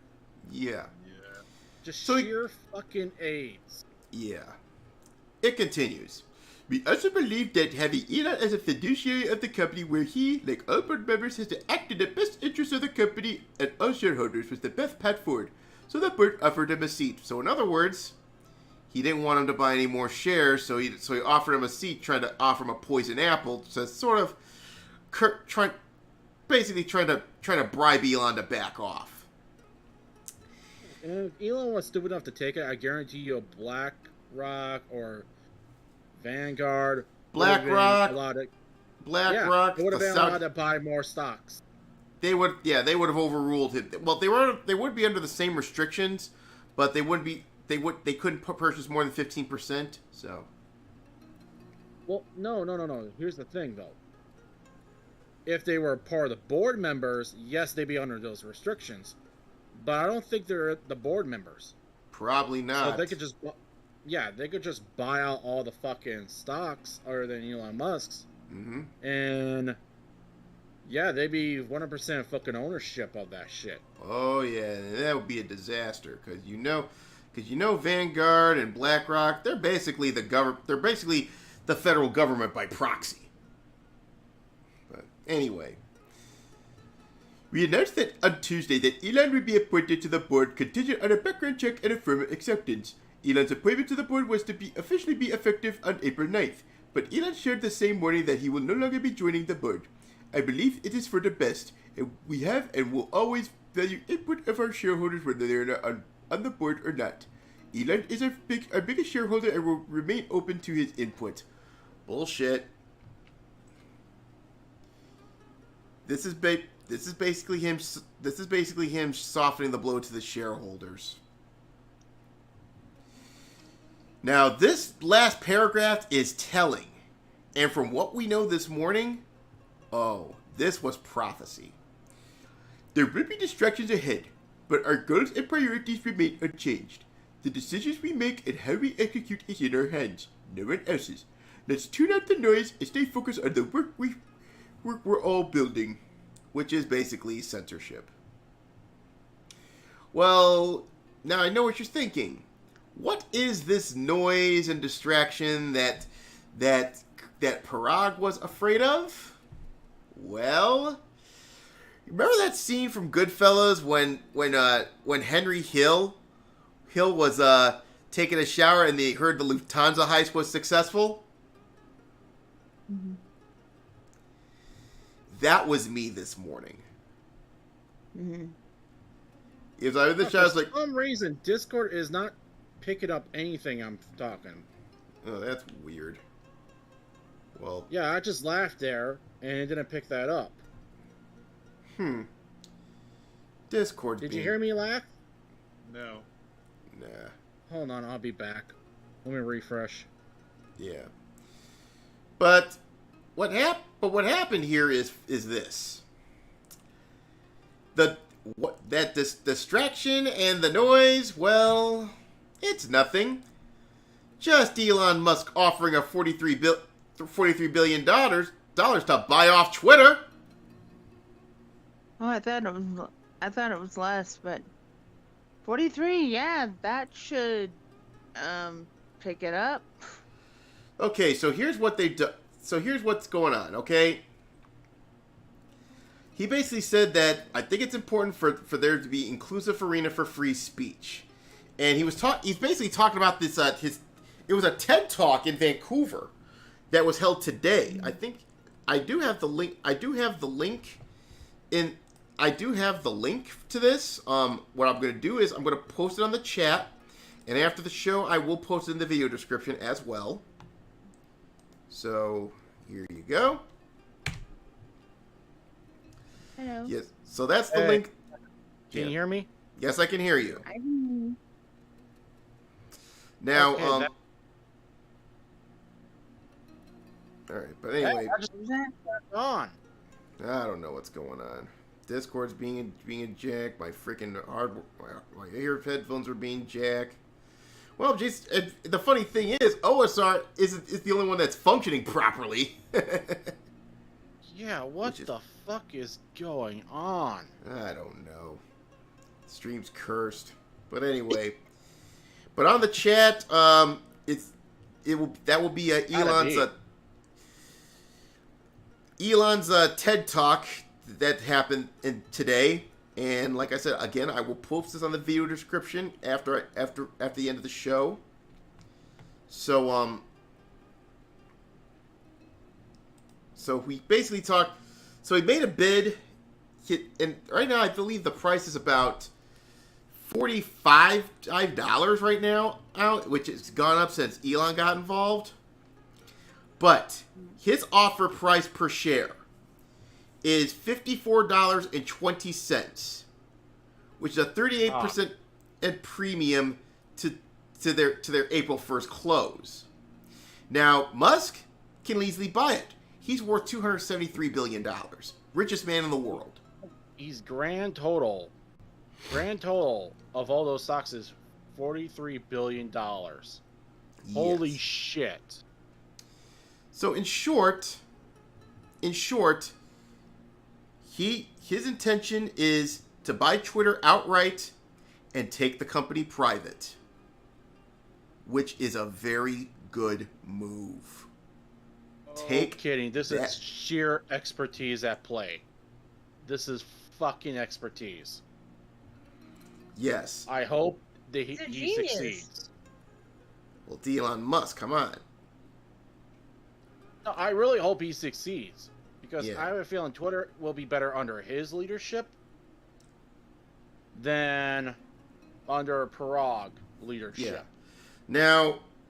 Now, for the odds of him succeeding, let's just say the odds are, despite all these assholes trying to get involved, be it Saudi princes, BlackRock, Vanguard, and all these other scumbags, let's just say he's actually got a good shot at succeeding.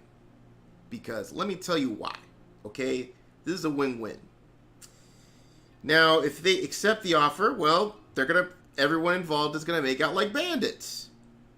$43 billion, that's not a chunk of change, and if it goes a few ways through shareholders, they're gonna be happy as picking clams. Yes, Justine? Dude, if I was a Twitter shareholder right now, I'd be fucking ecstatic.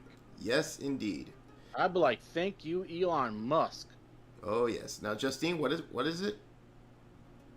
I didn't say anything. Okay. I was just agreeing with you. Yeah. So if they were acting in if that's what any other company would do if they're acting in the best interest of the shareholders, which is being on the board of directors you're supposed to do. Which is why Elon turned down that seat. Right. Now that's the route they could take, and believe me, it's basically an offer. Basically, it's the Godfather offer. It's an offer they can't refuse. Now the question you ask: what if they refuse it? Oh, he's gonna pull out his stocks and fucking Twitter stock. How much it would cost to purchase a Twitter stock is gonna fucking plummet. Their stock will crash to earth. Okay, even in the refusal alone will drop their stock, and the shareholders. And isn't all their stocks worth like? Aaron, I got a question. Isn't their like total stock cost like 30 billion?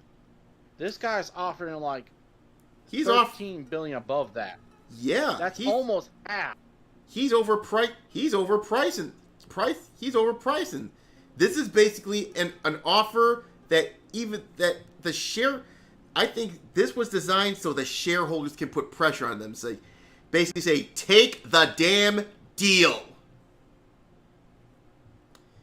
Now, seriously, by law, the board members and the CEO gotta do what's best for their fucking shareholders. Yeah. And this is no one's offering a better deal. Yeah. This is fucking golden. Yeah, you're not going to be able to outbid Elon. Yeah. So here's the deal here. Now, if it would be stupid of them to reject this deal, because if they reject this deal, it would be the end of them. But oh, fuck yes, it would. But it should be. But here's the problem.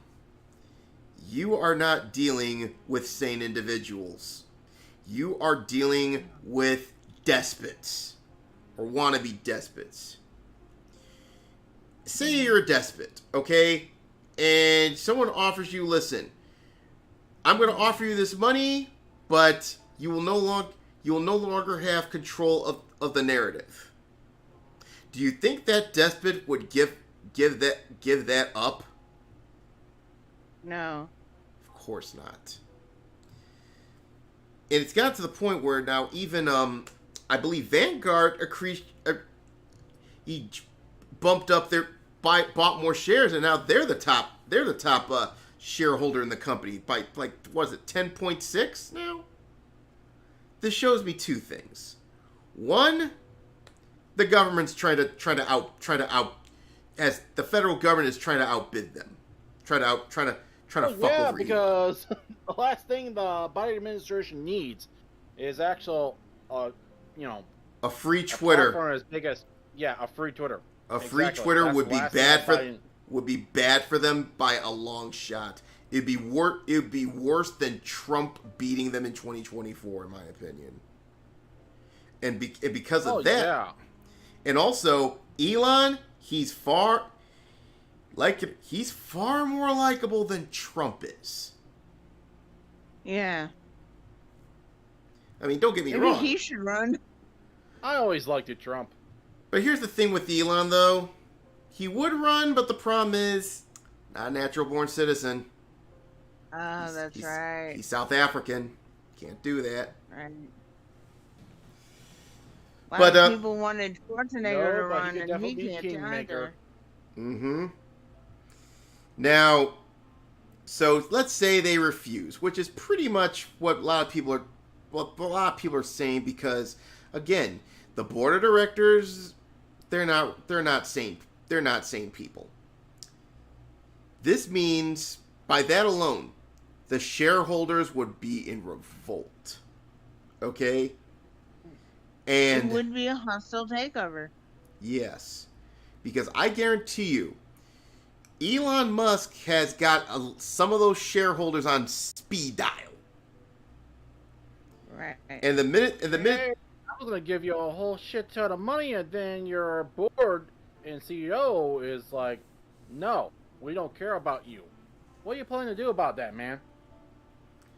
Yeah, and like I said, what's also going to happen is they also open themselves up to lawsuits. Mm-hmm. Yeah, because you're legally required to actually give your shareholders the best deal you can give them. Mm-hmm. And if you refuse this, you literally refuse the best gift you can give them. Yeah, it's basically like it's why Bernie Madoff got in trouble in the first place. But not only that, if Twitter stock crashes, here's what I think what can happen. Elon sells his shares. The price crumbles amidst a shareholder revolt. And if the price goes down to, like, say, $10, who do you think's gonna buy up all those fucking shares back?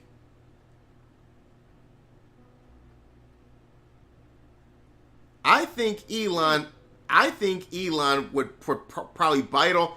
After it crashes, he'll buy it all up on the cheap, probably buy greater than 50%, and the company's his. So, and the shares of Twitter did close down almost a couple percentage points, and we're starting to get a bit of a and because of this pro gamer move, a lot of the cockroaches have come out of the woodwork. This being one of them. A Saudi prince who was a major Twitter shareholder rejects the offer. He basically said that the proposed offer comes close to the intrinsic value given its growth prospects, but being one of the largest and long-term shareholders of Twitter, I reject this offer. Here's the problem with that statement. He dropped his shares at around 2017. Because I think he had some problems down in Riyadh. So, I don't know what kind of crap that he was pulling there, but... Well, did the slaves revolt? No, did the people not like being abused and wanted their rights? No, I think what happened was he probably got caught in some hotel scandal or something like that, and he had to liquidate his Twitter shares to deal with it. So, but the point was, why is he basically saying that he's not going to sell when he has no shares to begin with? But unfortunately, I think he was trying to bluff the other shareholders into not selling. But Elon responded to that shit immediately. So basically, he says this. Interesting. Just 2 questions, if I may. How much of Twitter does the kingdom own, directly and indirectly? And what are the kingdom's views on journalistic freedom of speech? 2 words. Jamal Khashoggi. Remember that? All I know, he's just put them between a rock and a hard place with those 2 questions. Yeah. A rock and a hard place. Yeah. Jamal Khashoggi, I believe, was assassinated by the kingdom because they thought he was a spy. And Jamal Khashoggi was just a plain old journalist. This is why I think Elon's trying to get him on. And it was a sick burn. Oh, and you thought that was bad? But anyway, there was an article on the New York Times that said that former Twitter employees charged with spying for Saudi Arabia. And Elon's response to that is this. Oh boy. Elon is paying attention to the situation closely. Now he's not revealing What's that picture down on the bottom? The Elon Musk. Elon Musk has got the dragon. It's like just 2 questions. It's like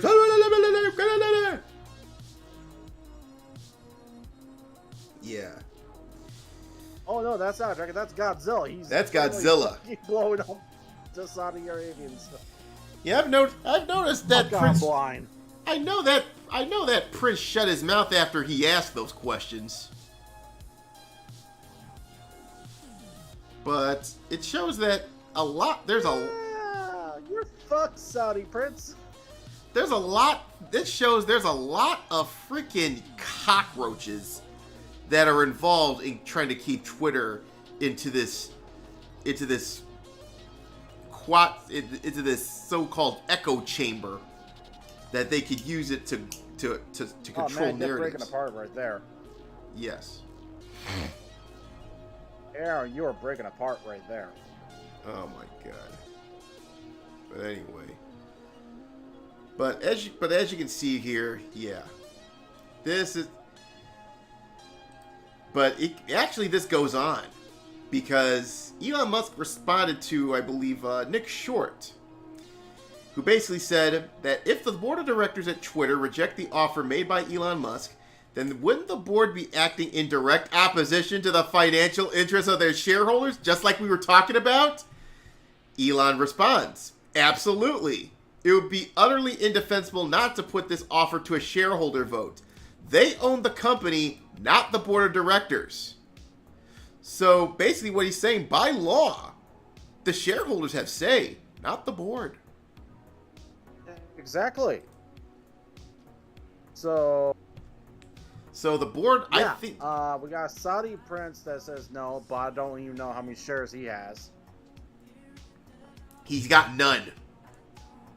0? Absolutely 0? 0. Bupkis. He got rid of them all back in 2017. Oh, well then, fuck him. Absolutely doesn't matter at all. He doesn't matter. He's trying to catch it. I think he's trying to catch the shareholders and some of the board in a Ganjutsu.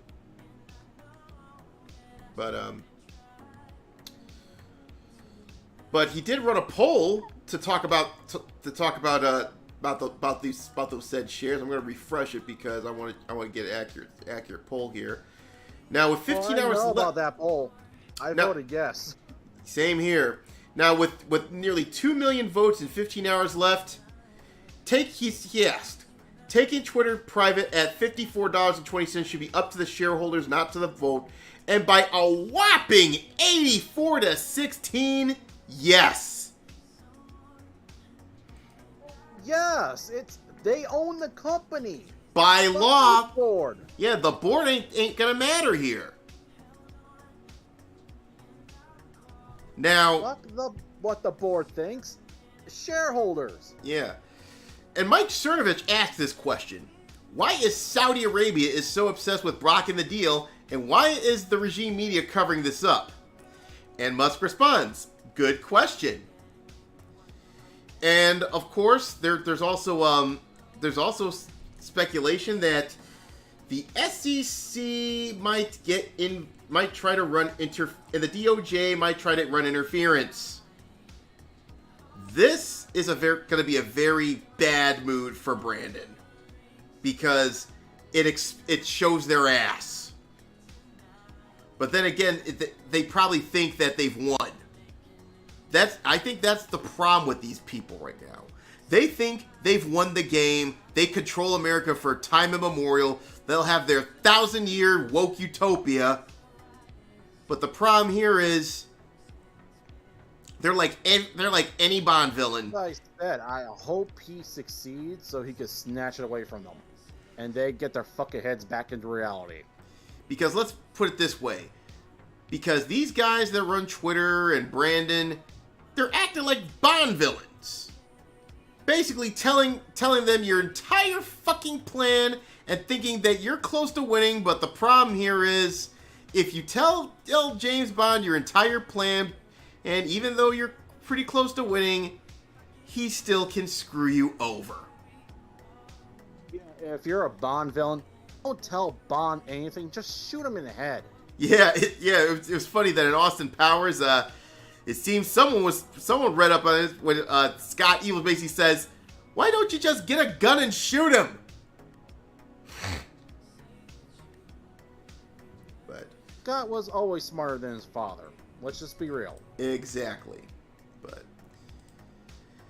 But there is one more thing that I gotta share with you about Elon here, and basically comes in a form. This is, I believe, Cameron Winklevoss, who I believe used to be was part owner of Facebook. I think he's one of their founders. So basically, he said that Twitter is considering a poison pill to thwart Elon Musk's offer. They would rather self-immolate than give up their censorship programs. This shows you how deeply committed they are to the Orwellian control of the narratives and global discourse. Scary. Elon responds. Yeah, didn't he get fucked over by... He got fucked over by Zuckerberg. Yeah, that's what I'm trying to say. He got fucked over hard by Zuckerberg. Yeah. He says that if the current Twitter board takes actions contrary to shareholder interests, they would be breaching their fiduciary duty. The liability they would thereby assume would be titanic in scale.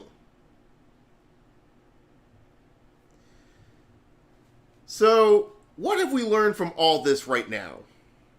It doesn't matter what... I want him to succeed. Well, it's not that.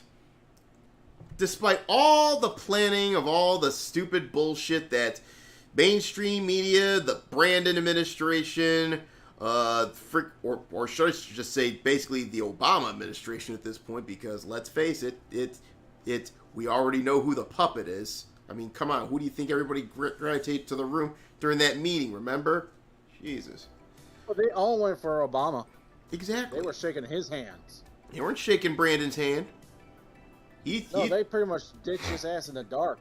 It's like, he's gone. Where to expose yourselves, dumbass? Yeah, I stand by my prediction. He's gone after the midterms. But anyway, but it also shows that despite all this crap going on with Twitter, I think Elon's got them by the balls. He pulled a checkmate move because he wins either way. Because number one, he buys Twitter. They all make out like fat rats, but at the end of the day, nope, no more narrative control in that platform. Now, the other decision is that they say screw you, we like our censorship. But then they basically self-immolate like what they do. And what's going to happen is the price is going to crash like a fucking rock. There's going to be lawsuits up the ass, and the only way Twitter can be saved is Elon pretty much buys up the majority shares, and he owns it. He owns it. He owns it for a lot cheaper than what he offered. Oh yes. This is a checkmate. God, this turns out way better. This is a checkmate move. Oh yeah. This is a classic checkmate move. And Elon basically said what's told in the TED Talk is that if there's a plan B, he said, of course there is. Why do you think Elon Musk has been radio silent for the last few days over this shit? He was looking for he was looking at this for every angle. He probably knew Brandon was going to come after him. He probably knew the Saudis will try to fuck everyone over. He probably knew. In my opinion, Elon is 5 steps ahead of these assholes. And the better part is, he's a lot more likable than Trump. So, he doesn't have the orange man and bad ad disadvantage that Trump has. I mean, the media will be able to try to craft a similar narrative, try to equate him to Trump. But I think that's going to fall apart like a damn Jenga stack. So anyway.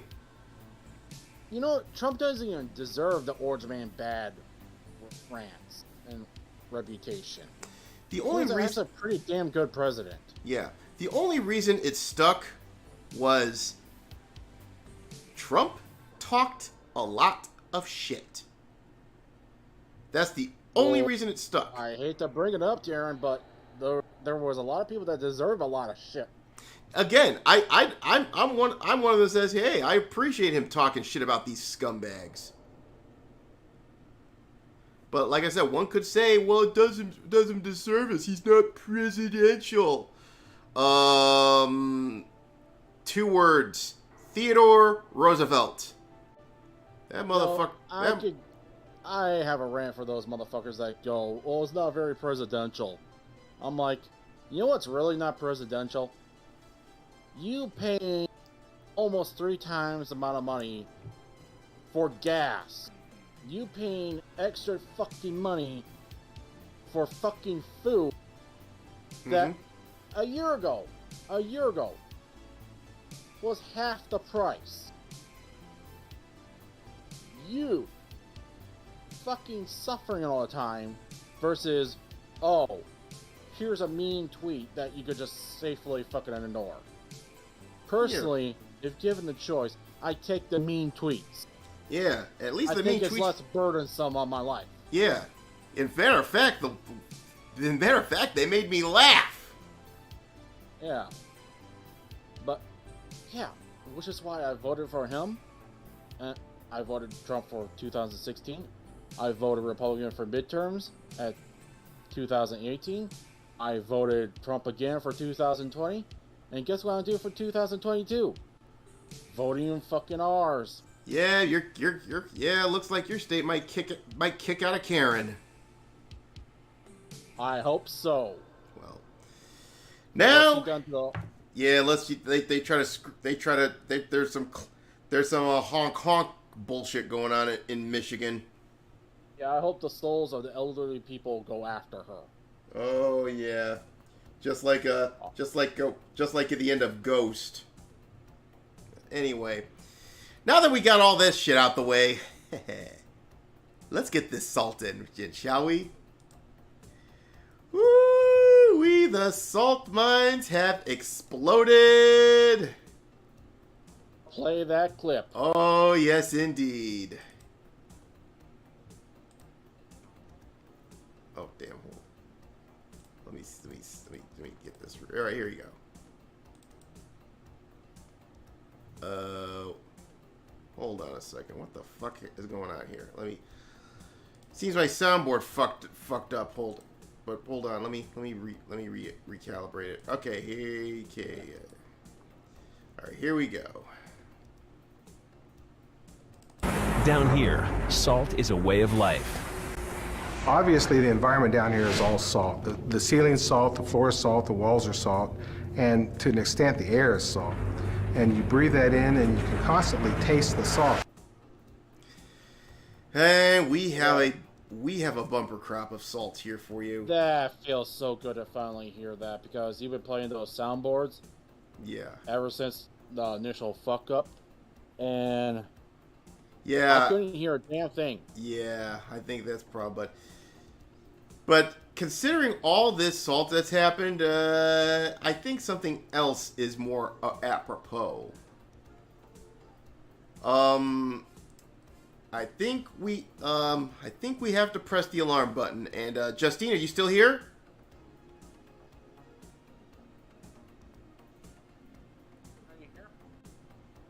Okay, because remember I told you about Count Dankula earlier in the start of the show. Justine. Yeah. Oh, there you are. Okay. Now remember I talked to you about Count Dankula at the start of the show? Yeah. Well, I'm about to play I'm about to sound the alarm. Attention, ladies and gentlemen, we have a Category 3 hose mad alarm. I repeat, Category 3 hose mad alarm. This is not a drill. High levels of sodium chloride have been detected emanating from the thought community. I repeat, this is not a drill. All available troops, grab your memes, GIFs, anime avatars, fire up the sock accounts and report to your stations. I repeat, this is not a drill. That's Count Dankula, Justine. It's a very deep voice. Yes. So, first on the list is a thread by Orrin McIntyre, the man that is behind the tapping the sign when he deals with fucking groomers. So, the first one is from Axios, where they said that the world's richest man, some used to compare to Marvel's Iron Man, again with this shit, comparing shit to fucking comics. Drink for that. That's all they got left is comics, because they pretty much took it over. Yeah. Yeah. If it's not comics, it's Star Wars. If it's not that, it's fucking Harry Potter. Good God almighty. We're dealing with some fucking babies here. Wait till Amazon completely butchers up the Lord of the Rings. Ugh. I shudder the thought. Is increasingly behaving like a movie supervillain, commanding seemingly unlimited resources with finance his mischief making. How is basically liberating a social media company from the shackles of censorship mischief making? Well, then again, this is Axios we're talking about. These guys are fucking clowns. It's not. It's not mischief making. Mm-hmm. They're just pissy. Now we're talking about. Now we go deep into Godwin's Law for this one. Jeff Jarvis, he looks like a fucking winner.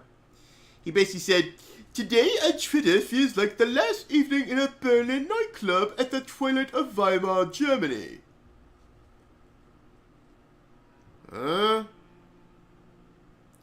Yeah, maybe. Well, yeah. Well, how would you know? How would you know what a Berlin nightclub looks like at the end of Weimar, Germany?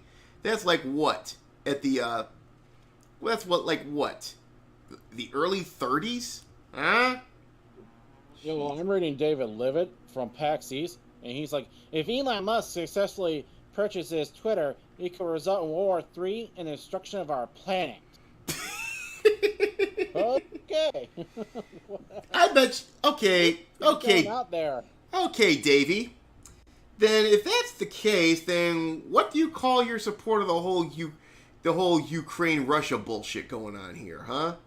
That and the possibility that could lead to World War III. I bet you're supporting that shit a hell of a lot.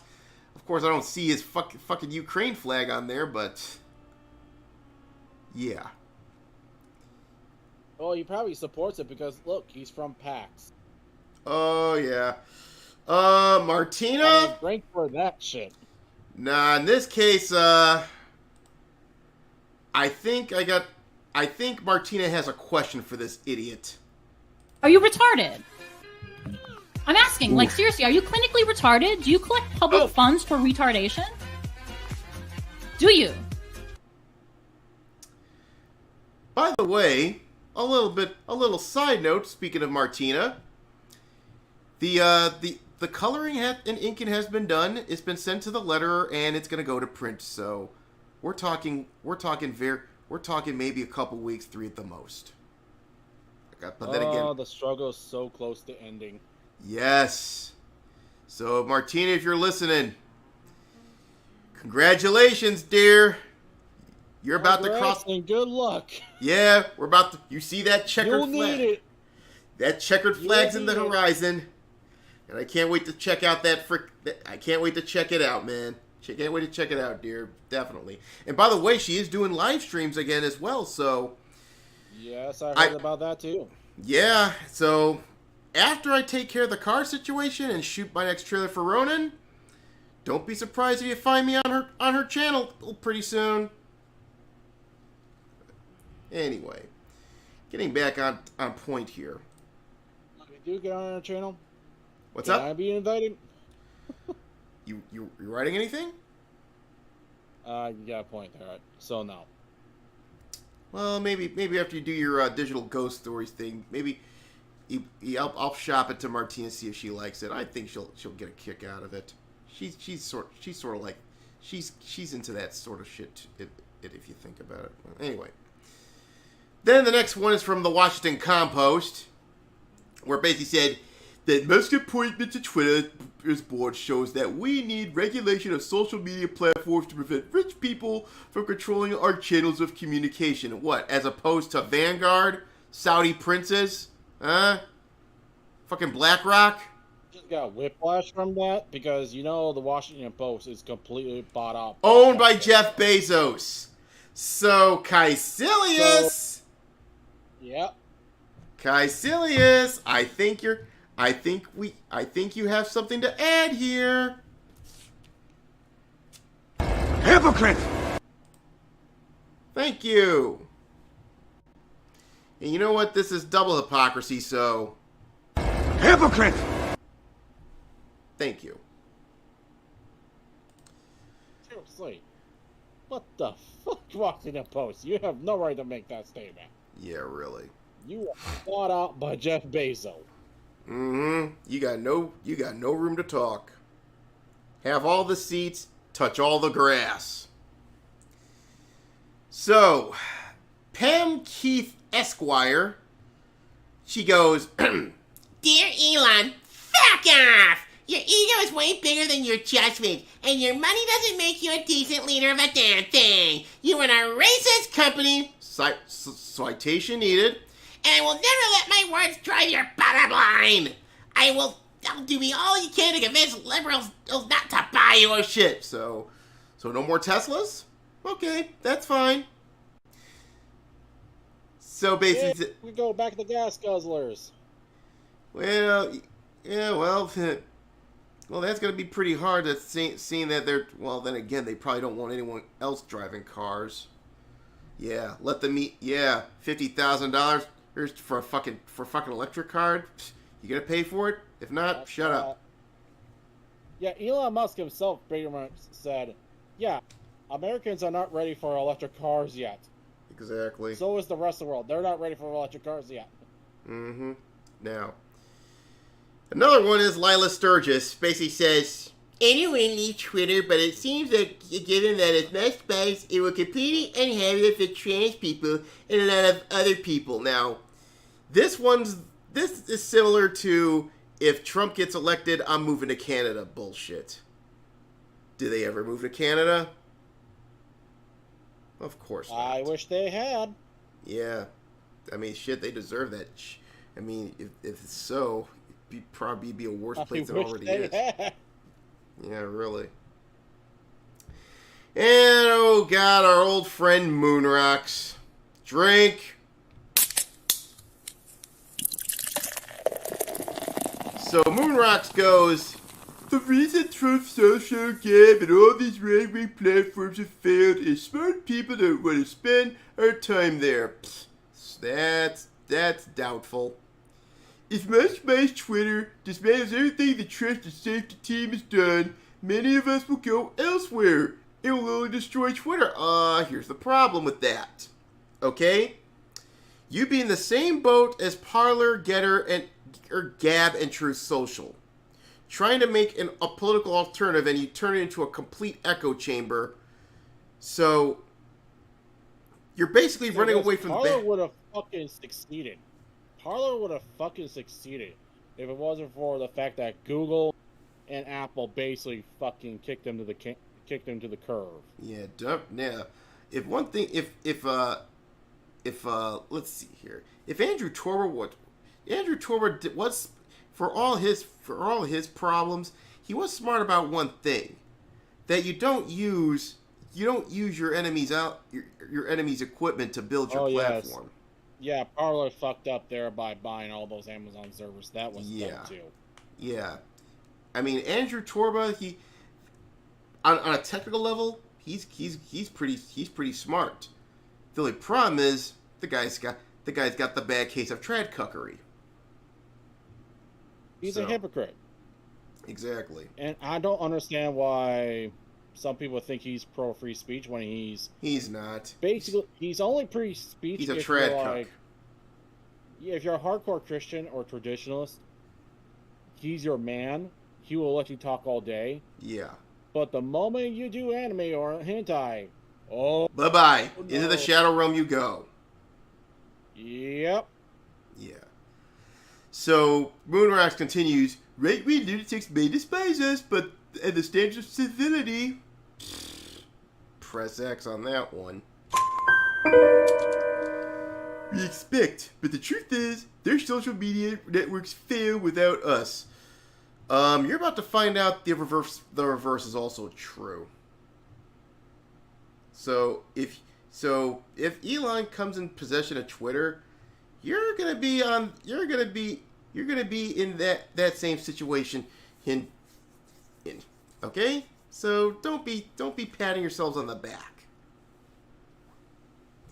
Now this the only one's reason Parler failed is because Amazon, Google, and Apple basically destroyed it. You use their apparatus. And the reason why Gab failed is because Gab destroyed itself. Yeah, Gab screwed Gab in my opinion. But anyway, got another one.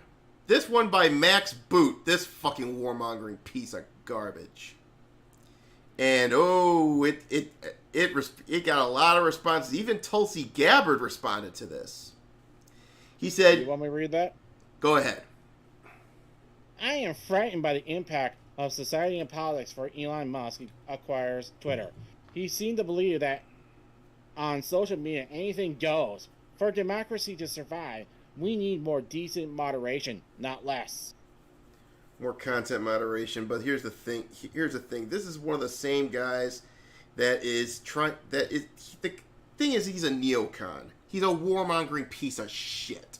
Okay, he probably was. He's probably one of those Bill Crystal type zealots that basically think, what's a few more innocent kids getting killed by drone strikes? You know what? I'm still sitting here and like, yeah, we need a fucking social media site that's like access to everyone and anything does go. Exactly. This is what we need right now.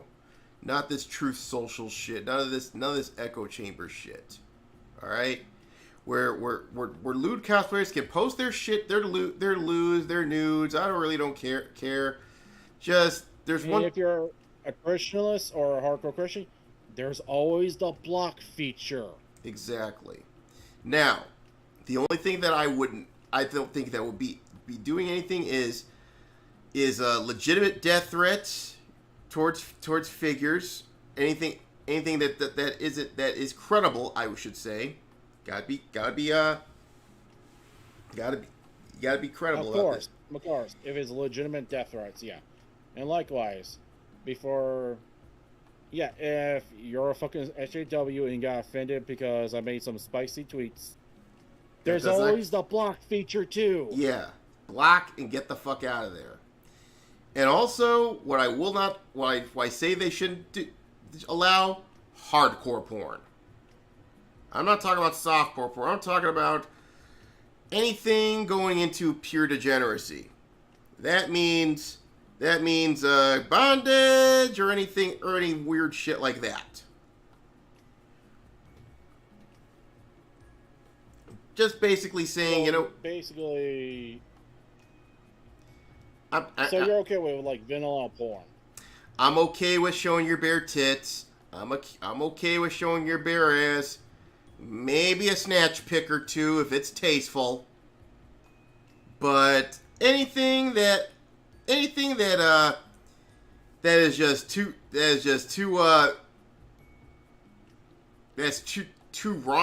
raunchy, he's like, no.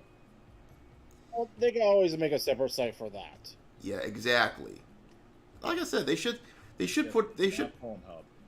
Yeah, they should. Yeah, but the problem is Pornhub's starting to become censorious as well. Okay, we have this up. Oh God, we got this one. This Betrayal is the end of the world. He'll amplify every extremist white wing. Oh boy, buzzwords upon buzzwords upon buzzwords. Drink. Yeah, you can tell they're fucking panicking. Yeah, they are panicking, big time. They are fucking panicking. Oh, they're panicking. Don't bite. Don't this bite. woman's praying. She's like, please no, Elon Musk buying Twitter. Please no. Who the fuck are you praying to? It sure ain't God. It sure ain't God. I doubt any god can actually care about all that. Probably some fucking Wiccan pagan shit. Yeah, or probably praying to Karl Marx's body soul that burns in hell. Another one that says wah hate speech, wah Trump getting back in office, wah I'm leaving if he basically more whining and bullshit. Right. How much speech do you think she puts out there? Mm-hmm. And basically, all these are they're trying to equate him to Trump. Oh my God. Orange man bad. Scroll off. That is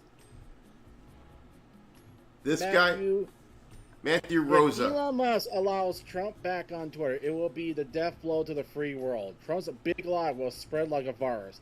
Discuss the danger of Trump's big lie for Salon, like Hitler's big lie. It must not be normalized, lest fascism returns. So drink for Salon, by the way. What the fuck? And also, doesn't Salon put out a lot of groomer content? Didn't they back Nambla at one point?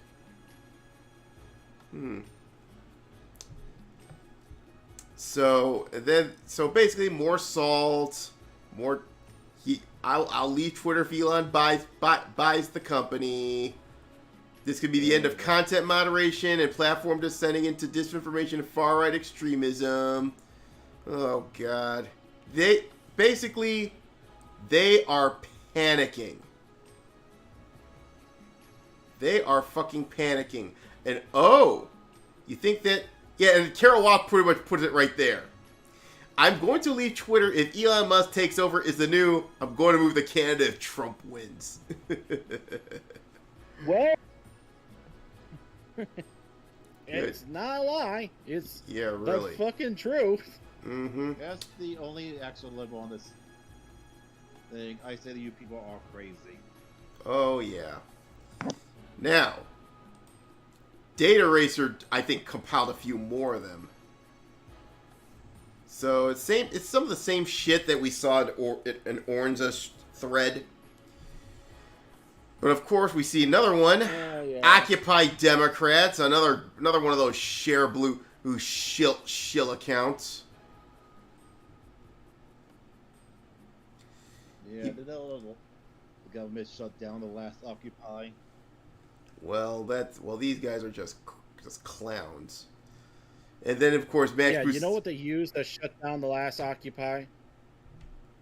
The police. They used the SJWs to shut down the last Occupy. Yeah, they basically co-opted it and turned it to progressive stack. That's why Occupy Wall Street turned to a fucking shit show. Yeah, because tensions, but the fake left can't handle that shit. Yeah. And then because the actual Occupy Wall Street was actually pretty decent before they got co-opted. Yeah. Then of course Max Boot with his bullshit again. I'd rather Elon Musk build his own and leave this one alone. What? So you can pander your bullshit wars on the platform, you fucking clown? Jesus. I really wish he does. What? Not only buys out Twitter, but he could buy out Discord too. Could work. Yeah. Now, next Facebook. And of course, abolish billion. Good. More bullshit. More commie bullshit there. Yeah, abolish billionaires while you support Disney. I bet. Oh, here's this asshole. Remember that cotton swab head that thinks the Constitution should be abolished? Well, you just think that crazy dude? Yeah. About the government coming and arresting them. Besides, if they make it too bad, black people will just leave to some other platform owned by white people who have access to venture capital, and we'll make the culture there. And whites will follow us because races are boring and unimaginative. Oh God, same old shit. You know what? Hold up. And the walls are painted white. and the chalk is white. And even the copy machine paper is white. Excuse me. This, my friend, is a white devil's conspiracy. Oh, yeah. Dude, he's deep in the fucking salt mine. So he's probably looking everywhere. He's like, everything's white. It's all a conspiracy. Yeah, everything is a white devil's conspiracy to this clown. Listen, if you don't like it so much, what? Then why stay here, huh? Why stay here? Get out of the salt mine. Jesus, Seriously, fucking get the fuck out of the salt mine. Like we flex it, so it just likes the room better, bro. Yeah. But I think you all get the point here, folks. This is pretty much Judgment Day for the woke. Because they'll if Elon gets a hold of Trevor, he wins. which I think he will, despite the fact every scumbag from the deep state and the woke, everyone's coming after him. The problem is he's playing with house money. He already made the winning move before he even announced it. That either way, they're fucked. So the only way they can get out of this. I really hope he wins. I really hope he wins. I want him to win. I want Elon to fucking win this case. I think he's got a better than 90% chance he pulls this off.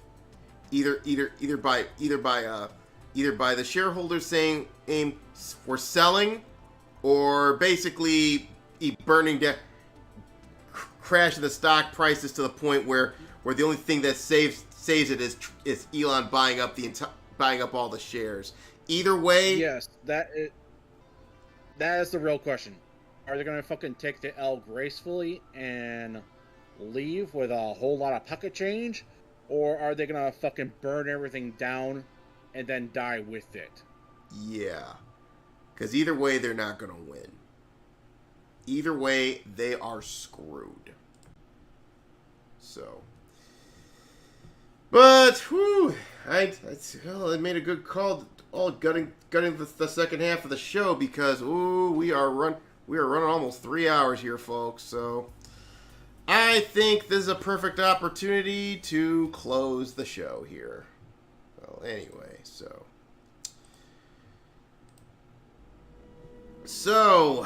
Monday, Snow, you're gonna be doing the Whispers of Three Roses on the server, I assume. Yes, and I know we're still in the catacombs. Oh yes. Room 11. Yeah. So now you'll have a much better game plan to go ahead with it. It's dark. Oh, yeah. It's Dark Souls OSR style, folks. Pretty much. And unlike the actual Dark Souls RPG that recently came out of Europe, I'm not making any fucking errors that fucking make the book look bad. Oh, did you hear that shit from Aaron the Pandemic? They released the Dark Souls game, the tabletop RPG, for 5th edition, and they made a whole lot of crucial errors. And the mechanics is the more you level up, the more you suck ass. That goes against everything about Dark Souls. Yeah, sure there's still a good chance you'll die if you fuck up, but shit. Up until the point. Yeah, the reason why things get tougher in Dark Souls is because you're going after tougher enemies. Exactly. It's not because your abilities suddenly start to suck ass. Yeah, it ain't get good. It's like come up with a better strategy. The point is come up with a better strategy. Not make it to the point where you're trying to kill them. Anyway. Yeah, it's like some of these abilities are like, oh, here's an ability that allows you to use a katana that you gotta sacrifice 4 HP so you don't lose 4 HP. That's and I'm dumb. like, what? That is dumb. Yeah, just watch this video. He points out all the fucking errors. Oh, and the greatest thing is, you know that soul spear? The one where you create a spear of soul energy, you just fucking fling it? Sort of like the lightning spear? Yeah, on the item description, which by the way, the Soul Spear is a pure arcane attack, as in its intelligence base. These in the description, it describes a melee pyro attack. Oh God! Did they ever play the game? They probably didn't. They got lazy is what happened. They got fucking lazy and they didn't fucking edit shit. Because I would have been like, that's a pyro technique. Why is that doing here on an actual arcane spell? Gold brickers. Fucking gold brickers. Fucking gold brickers. I mean, what the fuck? Well, anyway, but so with that said, Ethereal, Justine, Snow, thank you for coming on this weekend. I really appreciate you as always. Thank you. No problem. Thank you for allowing us. All right, and for those of you who are still watching on the stream or playing back, I'd like to thank you for joining here as well. And as always, if you enjoy this program, then I ask you to please like, subscribe, ring that bell, spread the word. Hey, we're gonna be putting out some good shit too. Also, don't forget, download the Whisper of Three Roses, and also don't forget to check out Fund Justine's Drop Some Shekels if you want to for Justine's little sojourn to Scotland. But until we once again set up the tent, God bless you. Take care of yourself, and hey, it's a nasty world we're living in, so please be careful out there. Exposure factus delendus est, Mad Shogun!